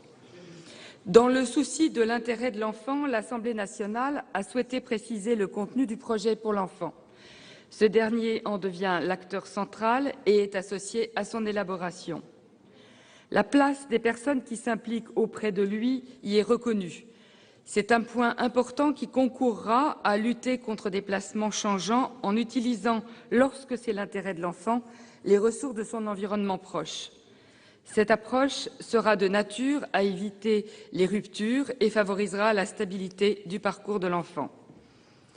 J'approuve et soutiens la volonté affichée par l'Assemblée nationale et le gouvernement d'accompagner et d'aider les jeunes confiés à l'aide sociale à l'enfance pour préparer leur passage à l'âge adulte en organisant un entretien à leurs 17 ans. Même si beaucoup de départements poursuivent leur politique d'accompagnement jusqu'à 21 ans, voire parfois 25 ans pour certains, trop de jeunes, à l'issue d'un parcours de placement, se retrouvent à leur majorité livrés à eux-mêmes et placés de fait en situation d'isolement et de précarité. Le risque d'exclusion, d'errance, voire de désaffiliation sociale est alors élevé. 40% des personnes sans domicile fixe, âgées de 18 à 25 ans, sont issues de l'aide sociale à l'enfance. Nous devons nous en souvenir. Par conséquent, la disposition visant à permettre à ces mêmes jeunes de pouvoir achever leur année scolaire ou universitaire engagée après leur majorité est une mesure de justice sociale et de bon sens. Toujours dans l'objectif d'accompagnement vers l'autonomie, la mesure consistant à réserver à l'enfant qui fait l'objet d'un placement l'allocation de rentrée scolaire versée sur un compte consigné à la Caisse des dépôts a donné lieu à une discussion nourrie en commission des affaires sociales. Le but est de constituer un petit pécule à l'enfant mis à sa disposition à sa majorité, de façon à l'aider à démarrer dans la vie. Je regrette que notre commission des affaires sociales n'ait pas maintenu ce dispositif.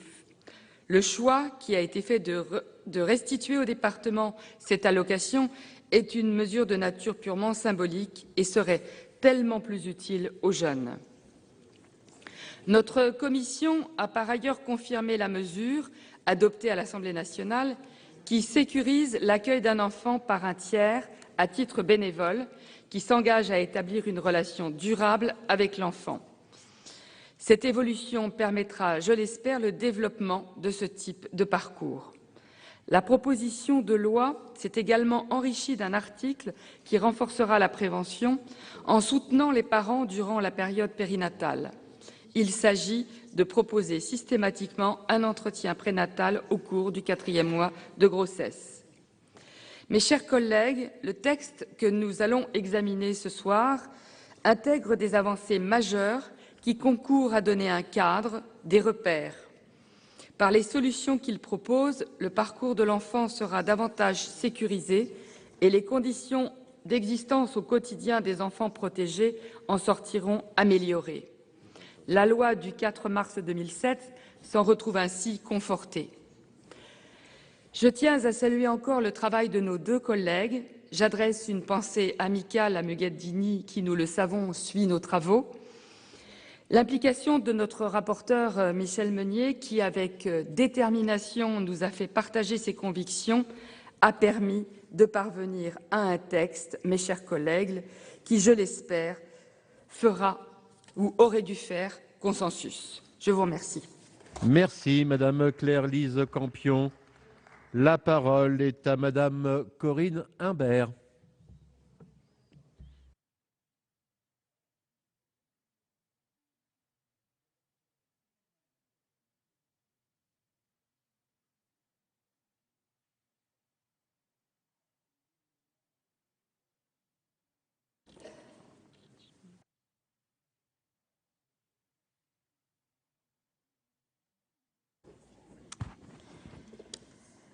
Monsieur le Président, Madame la Ministre, Monsieur le Président de la Commission, Madame le rapporteur, Monsieur le rapporteur pour avis, mes chers collègues. La proposition de loi que nous nous apprêtons à examiner ce soir est à la fois utile et ambitieuse, en replaçant l'intérêt supérieur de l'enfant au cœur du dispositif de protection de l'enfance. Ce texte a donc le mérite d'être porteur d'un véritable débat et il sera assurément animé par l'expression des convictions intrinsèques de chacune et de chacun d'entre nous. Je salue l'initiative de notre ancienne collègue Muguette Dini et de notre collègue Michel Meunier à l'origine de cette proposition de loi.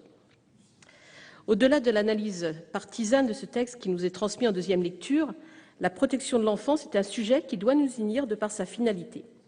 Protéger les plus jeunes doit être un but poursuivi prioritairement par les gouvernants comme par le législateur. C'est un sujet grave tant par son aspect humain qu'en termes de responsabilité pour les présidents des conseils départementaux. Lors de son examen en première lecture au sein de notre hémicycle, la majorité sénatoriale avait inscrit sa démarche dans une vision pragmatique. Mais le paradigme a changé depuis son examen à l'Assemblée nationale et d'un texte condensé, gardant en substance l'essentiel des mesures à appliquer et de la modernité à apporter, la proposition de loi a viré tambour battant à bâbord en écopant à grandes eaux une vague à embrun rosé. Je suis sûre que la majorité sénatoriale saura cependant saisir l'opportunité ouverte par l'examen de ce texte afin de limiter avec justesse et équilibre les contraintes pesant sur les départements en la matière, tout en réaffirmant à cette occasion le rôle primordial de l'institution départementale comme acteur quotidien et de proximité de la protection de l'enfance. Afin d'assurer une certaine stabilité et une cohérence avec cette volonté, les présidents de conseils départementaux doivent recouvrer davantage de légitimité vis-à-vis des autres organismes, et c'est aussi en affirmant ce principe, cette compétence avec force et clarté, que la protection de l'enfance sera plus solide encore demain. Dans un contexte financier particulièrement contraint pour les départements, entre baisse des dotations et reste à charge conséquent, la pérennité de cette mission ne doit pas être alourdie par des dispositifs que l'on pourrait aisément qualifier d'absurdes. J'entends par là la façon dont est détournée l'allocation de rentrée scolaire. La placer sur un compte confié à la Caisse des dépôts et consignations au profit du jeune placé et rétribué à sa majorité est un non-sens. Ce n'est ni la vocation de cette allocation, reconnaissez-le, ni la mission du département que de se substituer indéfiniment aux familles. Cela dénature totalement le sens de cette prestation et cela déresponsabilise également les parents. C'est pour ça que j'ai soutenu l'amendement proposé en commission par notre collègue Catherine Deroche. Que cette allocation soit versée au département n'est pas qu'une question financière, il faut le reconnaître, mais seulement une décision courageuse et de bon sens. Concernant les mineurs isolés étrangers, les mesures prévues ne sont pas satisfaisantes ni pour les départements ni pour les jeunes, et j'allais dire surtout pour les jeunes. Le gouvernement traite cette problématique aujourd'hui de façon non satisfaisante, alors que le ministre de l'Intérieur affirmait la semaine dernière, ici même, dans cet hémicycle, que la question des mineurs isolés étrangers était un vrai sujet. Cette question relèverait peut-être davantage, à mon avis, de la politique migratoire et donc de la compétence de l'État. Soit. Alors, rendre facultatif le test osseux n'est pas acceptable. Ce test est certes critiquable de par sa fiabilité, qui est variable, mais il reste néanmoins un outil nécessaire, au moins, pour déterminer la minorité des personnes. Que la loi le rende facultatif est la porte ouverte aux déclarations saugrenues, subjectives, et peut-être une nouvelle forme de filière migratoire qui pourra facilement et rapidement enliser l'action des départements. À ce titre, je remercie la Commission des affaires sociales d'avoir voté l'amendement que j'ai proposé afin de créer une commission restreinte réunissant départements et préfectures chargée de statuer sur la minorité des personnes en ayant accès au fichier Visabio afin de recouper les renseignements. Vous l'aurez compris, mes chers collègues, si je suis favorable à la finalité du texte que nous discutons à partir d'aujourd'hui, je regrette la transformation de la proposition de loi telle qu'elle était sortie du Sénat en première lecture, avec les mesures soit supprimées, soit ajoutées par l'Assemblée nationale. Les départements ne se défilent pas devant leurs responsabilités de chef de file de la protection de l'enfance, mais devant l'augmentation du nombre d'enfants confiés par les juges et l'augmentation du nombre de mineurs isolés étrangers accueillis dans les départements, il faut pouvoir moderniser et répondre aux enjeux contemporains de la protection de l'enfance. Leur donner des moyens est également nécessaire, sans quoi les départements se trouveront rapidement dépourvus. L'avenir des enfants confiés en dépend. Votre feuille de route, Madame la Ministre, parallèlement reçue à l'examen de ce texte, n'apporte aucun moyen supplémentaire. Je m'inquiète donc sur l'efficience des éléments qui seront au final apportés par la proposition de loi, car n'oublions pas que l'intérêt supérieur de l'enfant doit prévaloir. Je vous remercie. Merci, Madame Corinne Imbert. La parole est à Monsieur Jean-Pierre Sueur.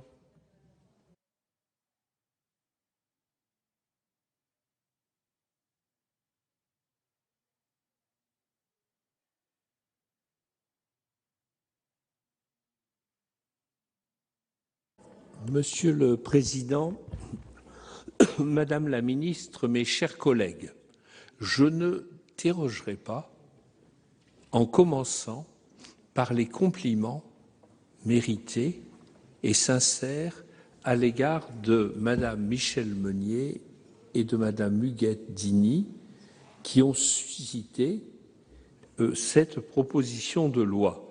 Il est toujours important qu'il y ait des rapports, mais il est encore plus utile que les rapports soient suivis de propositions de loi qui puissent être votées. Je me limiterai à 3 observations. D'abord, il est très précieux, vous l'avez dit d'ailleurs, Madame la Ministre, de sécuriser le parcours de l'enfant placé. Et c'est peut-être l'un des principaux apports de ce texte, mes chers collègues, que de tout faire pour une stabilité du parcours de ces enfants, afin que celui-ci ne soit pas chaotique et qu'il ne soit pas ballotté d'une famille d'accueil à un foyer, à une autre famille d'accueil et à un autre foyer, etc., etc. Donc, toutes les mesures qui sont dans ce texte et qui mettent en avant le projet validé, discuté, étudié, qui mettent en avant le tiers de confiance, qui appellent à la saisine du juge chaque fois que c'est nécessaire, toutes ces mesures sont extrêmement utiles, nécessaires par rapport à l'intérêt de ces enfants. Deuxième remarque, il s'agit de l'adoption. Sur ce sujet, je divergerai quelque peu, mais c'est le seul sujet sur lequel je divergerai, avec le rapport d'ailleurs très positif et constructif qu'a présenté notre collègue François Pillet au nom de la commission des lois. En effet, vous savez que les associations qui rassemblent les familles qui adoptent des enfants sont très attentives au fait qu'il n'y ait pas de mesures qui soient dissuasives par rapport à l'adoption. C'est pourquoi je considère pour ma part que le fait que la révocation de l'adoption simple ne puisse être demandée que par le ministère public quand l'enfant est mineur, je considère que c'est positif. Je sais qu'il y a là sujet à discussion, mais il me semble que cette disposition favorisera le recours à l'adoption simple, encore assez peu fréquent, en excluant qu'un membre de la famille d'origine puisse demander la révocation lorsque l'enfant est mineur. Ma troisième et dernière remarque portera sur l'inceste, pour dire mon total accord avec ce qui a été proposé au terme d'une longue réflexion, où nous avons eu une première position, où l'Assemblée nationale a eu une autre position, où nous avons fait preuve, je crois, de dialogue et de sagesse en reprenant certains aspects du texte de l'Assemblée, en les modifiant toutefois. Et je vois que la Commission des affaires sociales, Madame la rapporteure, a suivi ce qui était présenté par la Commission des lois. Il me paraît véritablement sage que l'inceste figure dans le Code pénal comme surqualification d'infraction existante et qu'il y ait une délimitation très stricte des cas dans lesquels il y a inceste. Le texte visera les ascendants, frères, sœurs, oncles, tantes, neveux, nièces, qu'ils aient ou non autorité de droit ou de fait sur la victime. Ainsi, nous aurons répondu à la remarque du Conseil constitutionnel qui avait jugé les précédentes rédactions trop imprécises. Je pense qu'il y a là une avancée qui était nécessaire parce que je crois que nos concitoyens ne comprendraient pas que l'inceste ne figure pas dans notre code pénal. Je souhaite que nous sachions surmonter les quelques débats peut-être subalternes sur le rôle des collectivités locales et de l'État. Nous aimons les collectivités locales, nous aimons l'État, et que chacun, en cette affaire, joue le rôle qui est le sien, de manière à arriver à l'accord le plus large possible sur le texte qui nous est aujourd'hui proposé. Je vous remercie. Merci, Monsieur Jean-Pierre Sueur. Madame la ministre.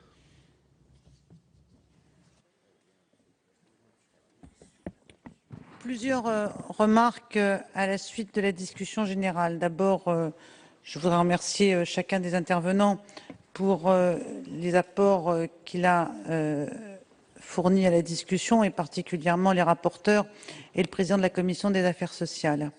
Et je voudrais aussi remercier mesdames Cohen, Archimbaud, madame Campion, madame et monsieur Sueur pour l'approche constructive tout en attirant leur attention sur le fait que, certes, la question des tests osseux focalise, cristallise beaucoup d'attention, mais ce n'est pas le cœur du texte quand même. Et ce serait dommageable qu'on réduise ce texte à la question des tests osseux. Je comprends le débat, nous y reviendrons dans les amendements. En même temps, j'attire votre attention sur une mesure qui est contenue dans le texte et qui n'est pas soulignée, c'est l'interdiction des tests gynécologiques, qui est, du point de vue du respect de la dignité des individus, un très grand pas, l'interdiction de recourir à des tests de nature gynécologique pour évaluer la puberté.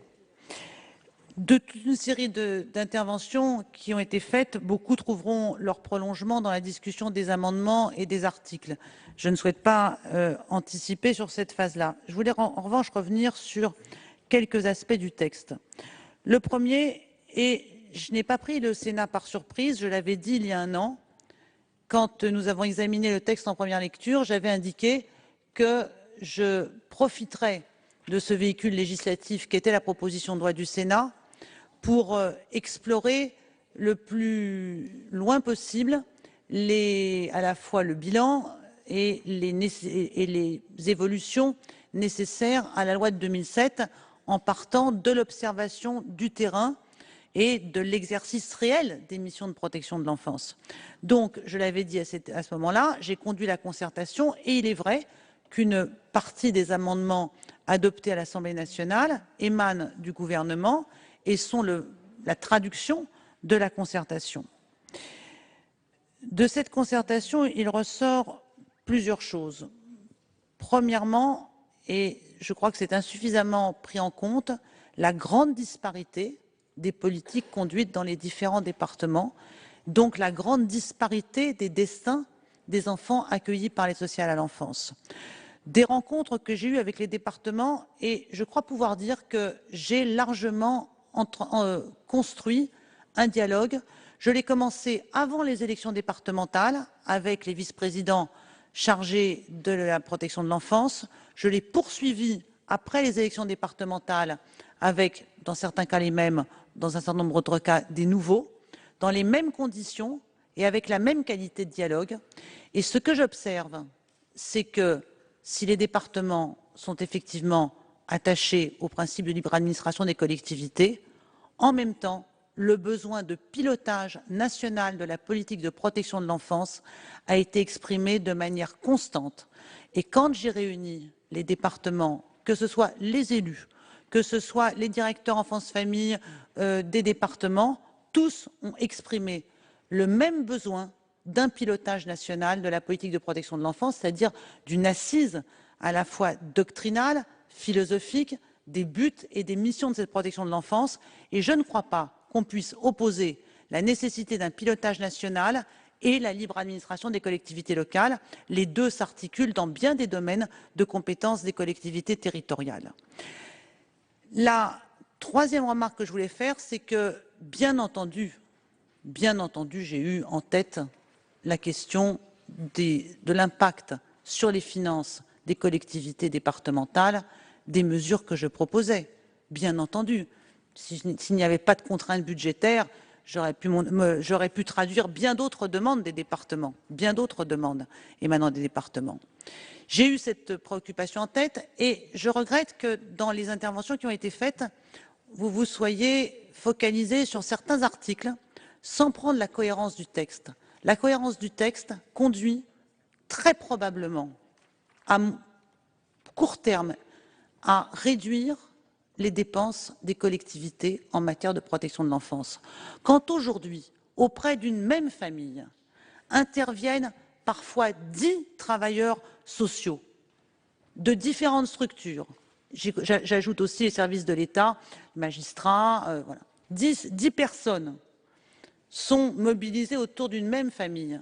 C'est que ces corps de métier, ces professions ne se coordonnent pas, ne se parlent pas. Et c'est la première ambition de ce texte, c'est de mettre en place le décloisonnement entre les différents métiers qui interviennent auprès des enfants en protection de l'enfance.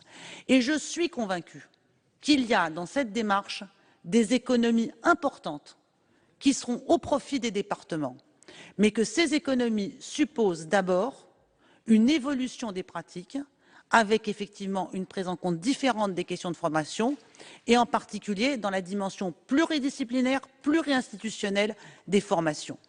Ça, c'est la première remarque que je voulais faire. Donc, je n'ai pas la même analyse que vous sur l'impact des mesures du projet de loi, de la proposition de loi sur les finances des collectivités territoriales. Deuxième remarque, les mesures que nous proposons sont extrêmement modestes en termes d'impact financier. Elles sont même, et j'aurai l'occasion d'y revenir, pour certaines surprenantes, non pas dans le fait que nous les proposions, mais dans le fait qu'elles ne soient pas déjà mises en œuvre.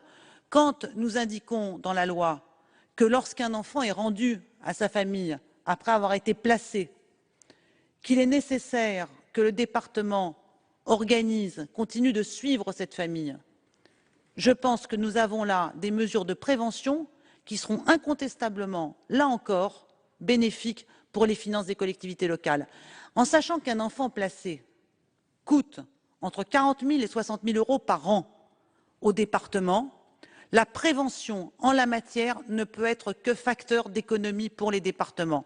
À chaque fois qu'on évite le placement d'un enfant par un suivi en amont des familles, à chaque fois on fait faire des économies au département. Et c'est ça l'esprit de ce texte. Ce n'est pas simplement les quelques mesures que vous avez choisi de mettre en avant. J'ose espérer qu'une partie de vos propos, mesdames et messieurs de la majorité sénatoriale, tient aussi à un mauvais calendrier en fait pour la proposition de loi et que les réunions des collectivités qui se tiendront cette semaine ont négativement impacté votre regard sur la proposition de loi et que nous sommes dans une séquence dans cette semaine où il faut pointer les difficultés financières des départements.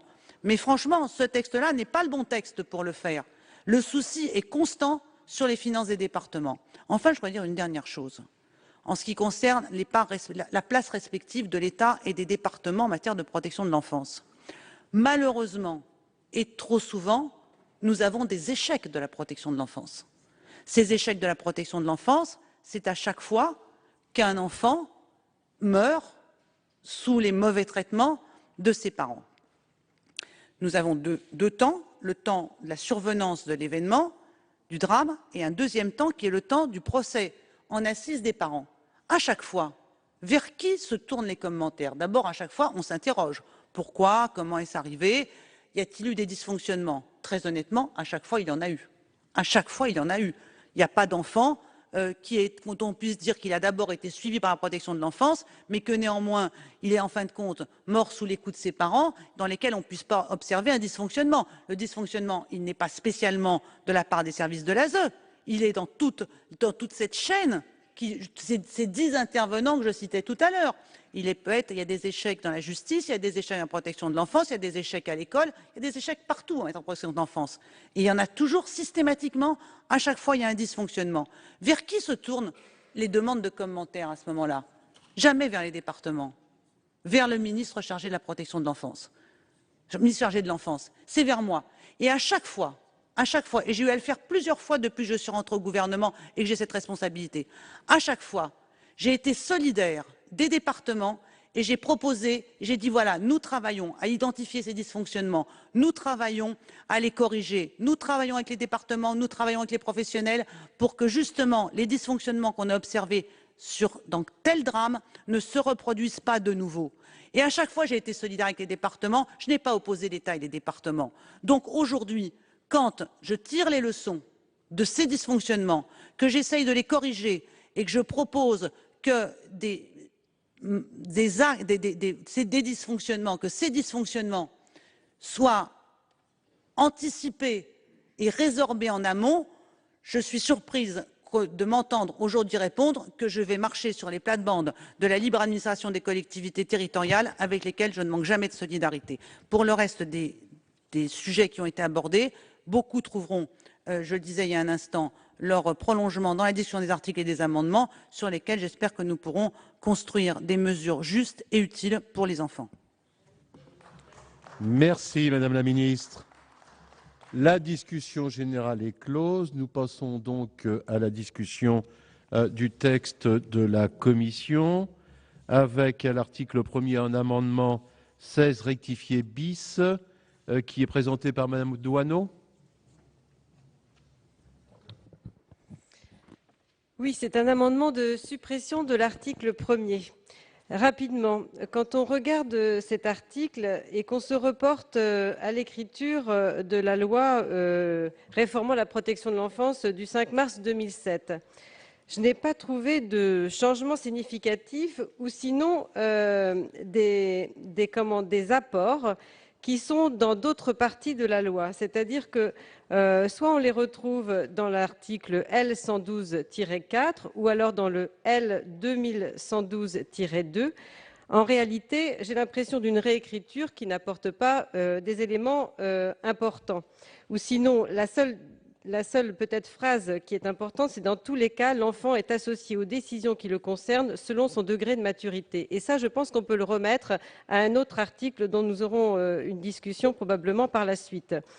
En tout cas, je ne vais pas expliquer pourquoi je pense qu'un Conseil national de la protection de l'enfance n'apportera pas de solution. Et d'ailleurs, si telle était décidée la création de ce Conseil, moi je donne rendez-vous dans 5 ans pour voir si réellement il a changé les choses.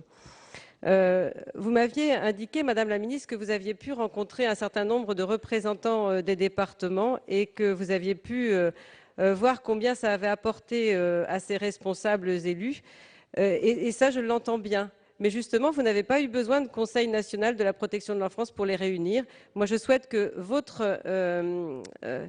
invitation à plus de dynamisme, à plus de sécurisation dans la protection de l'enfance, eh bien, vous continuez de l'impulser de cette façon-là. Je ne crois pas qu'un nouvel organisme, un comité Théodule, un nouveau conseil puisse changer les choses et puis élargir les compétences de l'Observatoire national de la protection de l'enfance. C'est aussi par là même responsabiliser cet organisme qui a déjà beaucoup œuvré dans le passé pour la protection de l'enfance en danger et donc c'est aussi lui faire confiance. Merci Madame Doineau. Madame la rapporteure pour avis.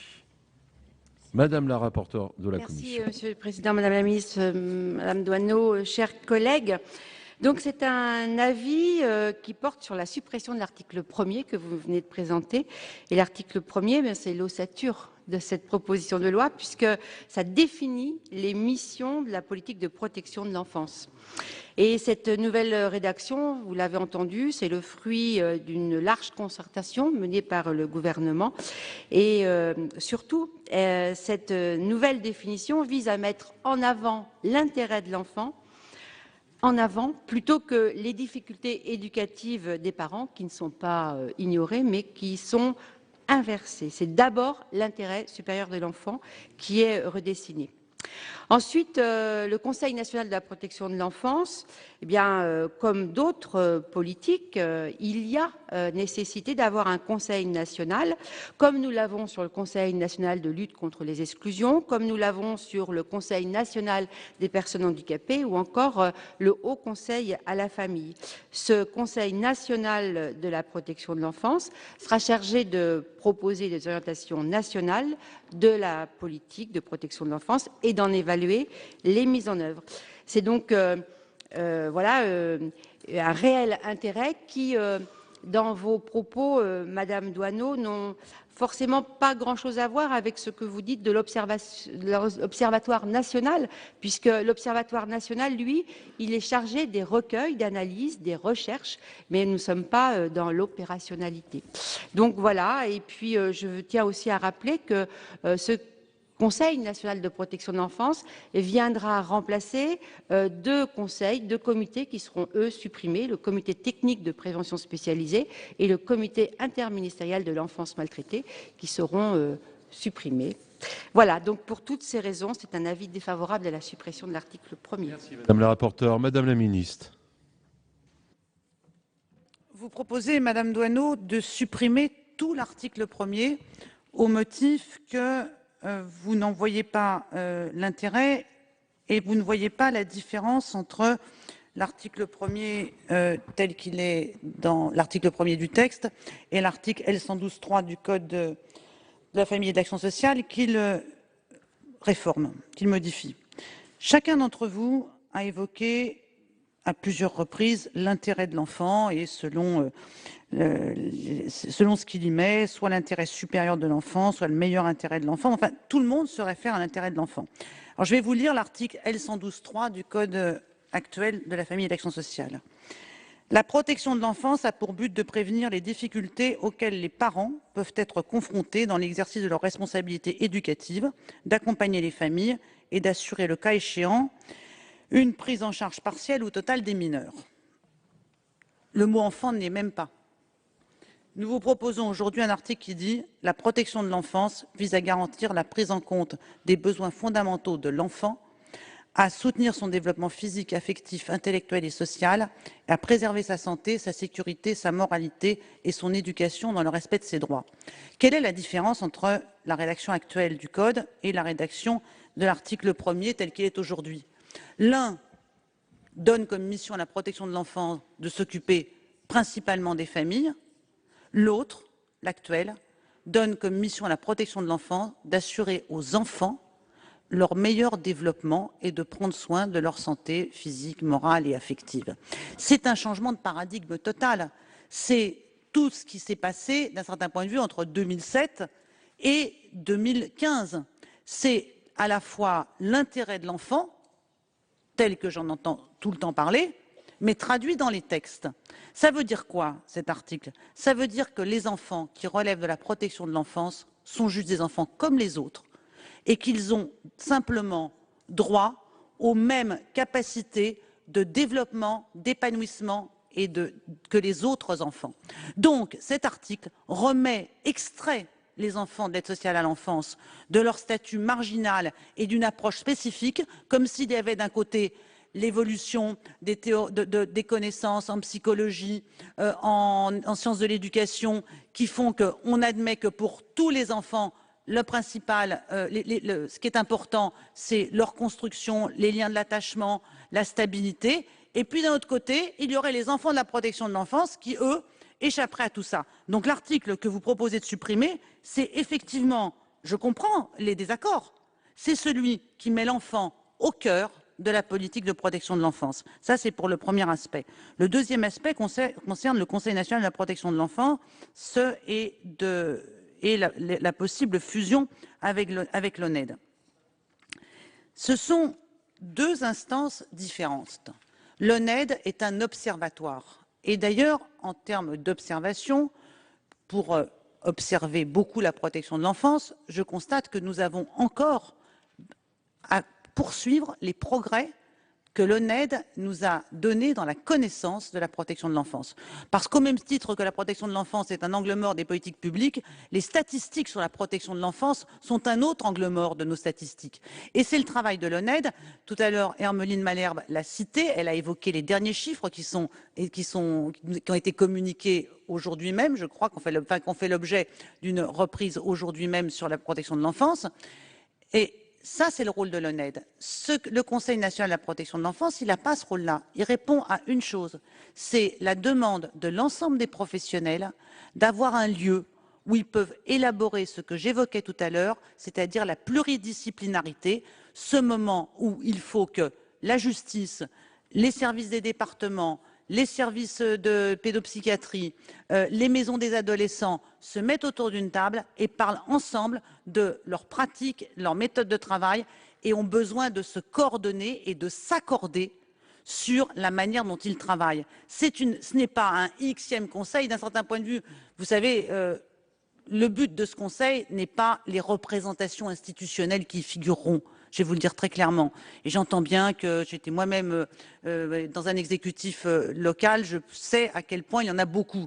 Mais ce n'est pas eux la cible de ce conseil. La cible de ce conseil, ce sont les professionnels qui n'ont pas, au plan départemental ou au plan local, la possibilité d'avoir ce temps d'élaboration commun. C'est le but du Conseil national de la protection de l'enfance.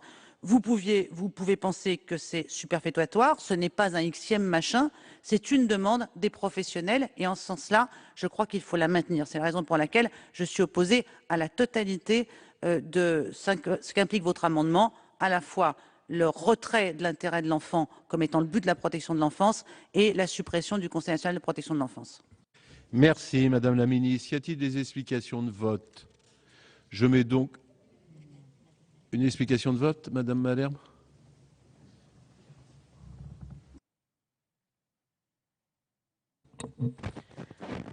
Simplement, comme effectivement je préside aujourd'hui le groupement d'intérêt public Enfance en danger qui comprend l'ONED. Aujourd'hui, l'ONED et bientôt peut-être l'Observatoire national de protection de l'enfance. Je pense qu'il y a une confusion entre ce que font les observatoires départementaux de l'enfance, où effectivement on réunit l'ensemble des acteurs professionnels et ceux qui œuvrent à un moment donné pour la protection de l'enfance dans les territoires, dans les départements. Et c'est vrai que là, il y a une véritable action, y compris non seulement de formation, mais de sensibilisation pour l'ensemble de ces professionnels. Par contre, l'Observatoire aujourd'hui, l'Observatoire national, qui est dans le groupement à parité entre les services de l'État et les services des départements, y compris avec une représentation des associations nationales, n'a pas ce rôle-là aujourd'hui et il n'est pas censé l'avoir dans ce qui est prévu dans la loi de protection de l'enfance. Donc on n'est pas sur deux éléments qui peuvent se substituer. Le Conseil national de protection de l'enfance, lui, doit pouvoir jouer ce rôle qui peut ressembler effectivement, en tout cas c'est comme ça dans mon département et j'ai cru comprendre que c'était comme ça dans le vôtre, Madame Doineau, de travailler ensemble, de se mettre autour de la table, mais là, cette fois, au niveau national. Donc, je pense que c'est cette confusion qui a dû être faite et dans ce cadre-là, je ne peux pas voter effectivement cet amendement. Merci, Madame Malherbe. Monsieur Daudigny. Oui, Monsieur le Président, merci, mes chers collègues, Madame la Ministre, dire que les arguments viennent d'être présentés avec beaucoup de force par Madame la Ministre et que bien sûr nous la suivrons et nous ne voterons pas cet amendement de suppression et dire à notre collègue d'ailleurs que je n'ai pas bien entendu les arguments qui pouvaient justifier la suppression de cet article 1 qui est une charpente, un des socles du texte de loi. Donc maintenons cet article 1 et votons contre l'amendement. Merci Monsieur Daudigny. Madame Doineau. Juste à l'attention de mon collègue qui vient de m'interroger, pourquoi j'ai voulu cette suppression? Parce qu'en regardant le texte d'aujourd'hui et le texte antérieur, celui de la loi du 5 mars 2007, je n'ai pas vu de changement important, puisqu'on les retrouve dans le L, enfin ce dont vous parliez, qui met l'enfant au cœur du dispositif, il est dans le L 114.4, je crois, enfin dans le suivant. Et donc, en réalité, je ne trouve pas que cette rédaction, elle apporte nettement quelque chose d'important. Et par ailleurs, ce Conseil, pourquoi ne pas donner l'ensemble des prérogatives qui seront données à ce Conseil national effectivement à l'Observatoire. Et je voudrais dire qu'il y a d'autres instances aussi qui permettent aux départements de voir les bonnes pratiques qui sont faites ailleurs. Il y a aussi tout le travail de l'Audace, l'Observatoire décentralisé de l'action sociale, qui fait des assises régulièrement, auxquelles beaucoup de départements assistent. Et là, justement, c'est pas un organisme paritaire, mais c'est un organisme dans lequel on peut aussi s'inspirer de bonnes pratiques et pour justement s'améliorer et être meilleur chaque jour dans la protection de l'enfance. Voilà, vous avez donc pu suivre la discussion générale autour de la proposition de loi visant à renforcer la protection de l'enfant. Vous pouvez revoir bien sûr ce programme sur notre site internet publicsénat.fr.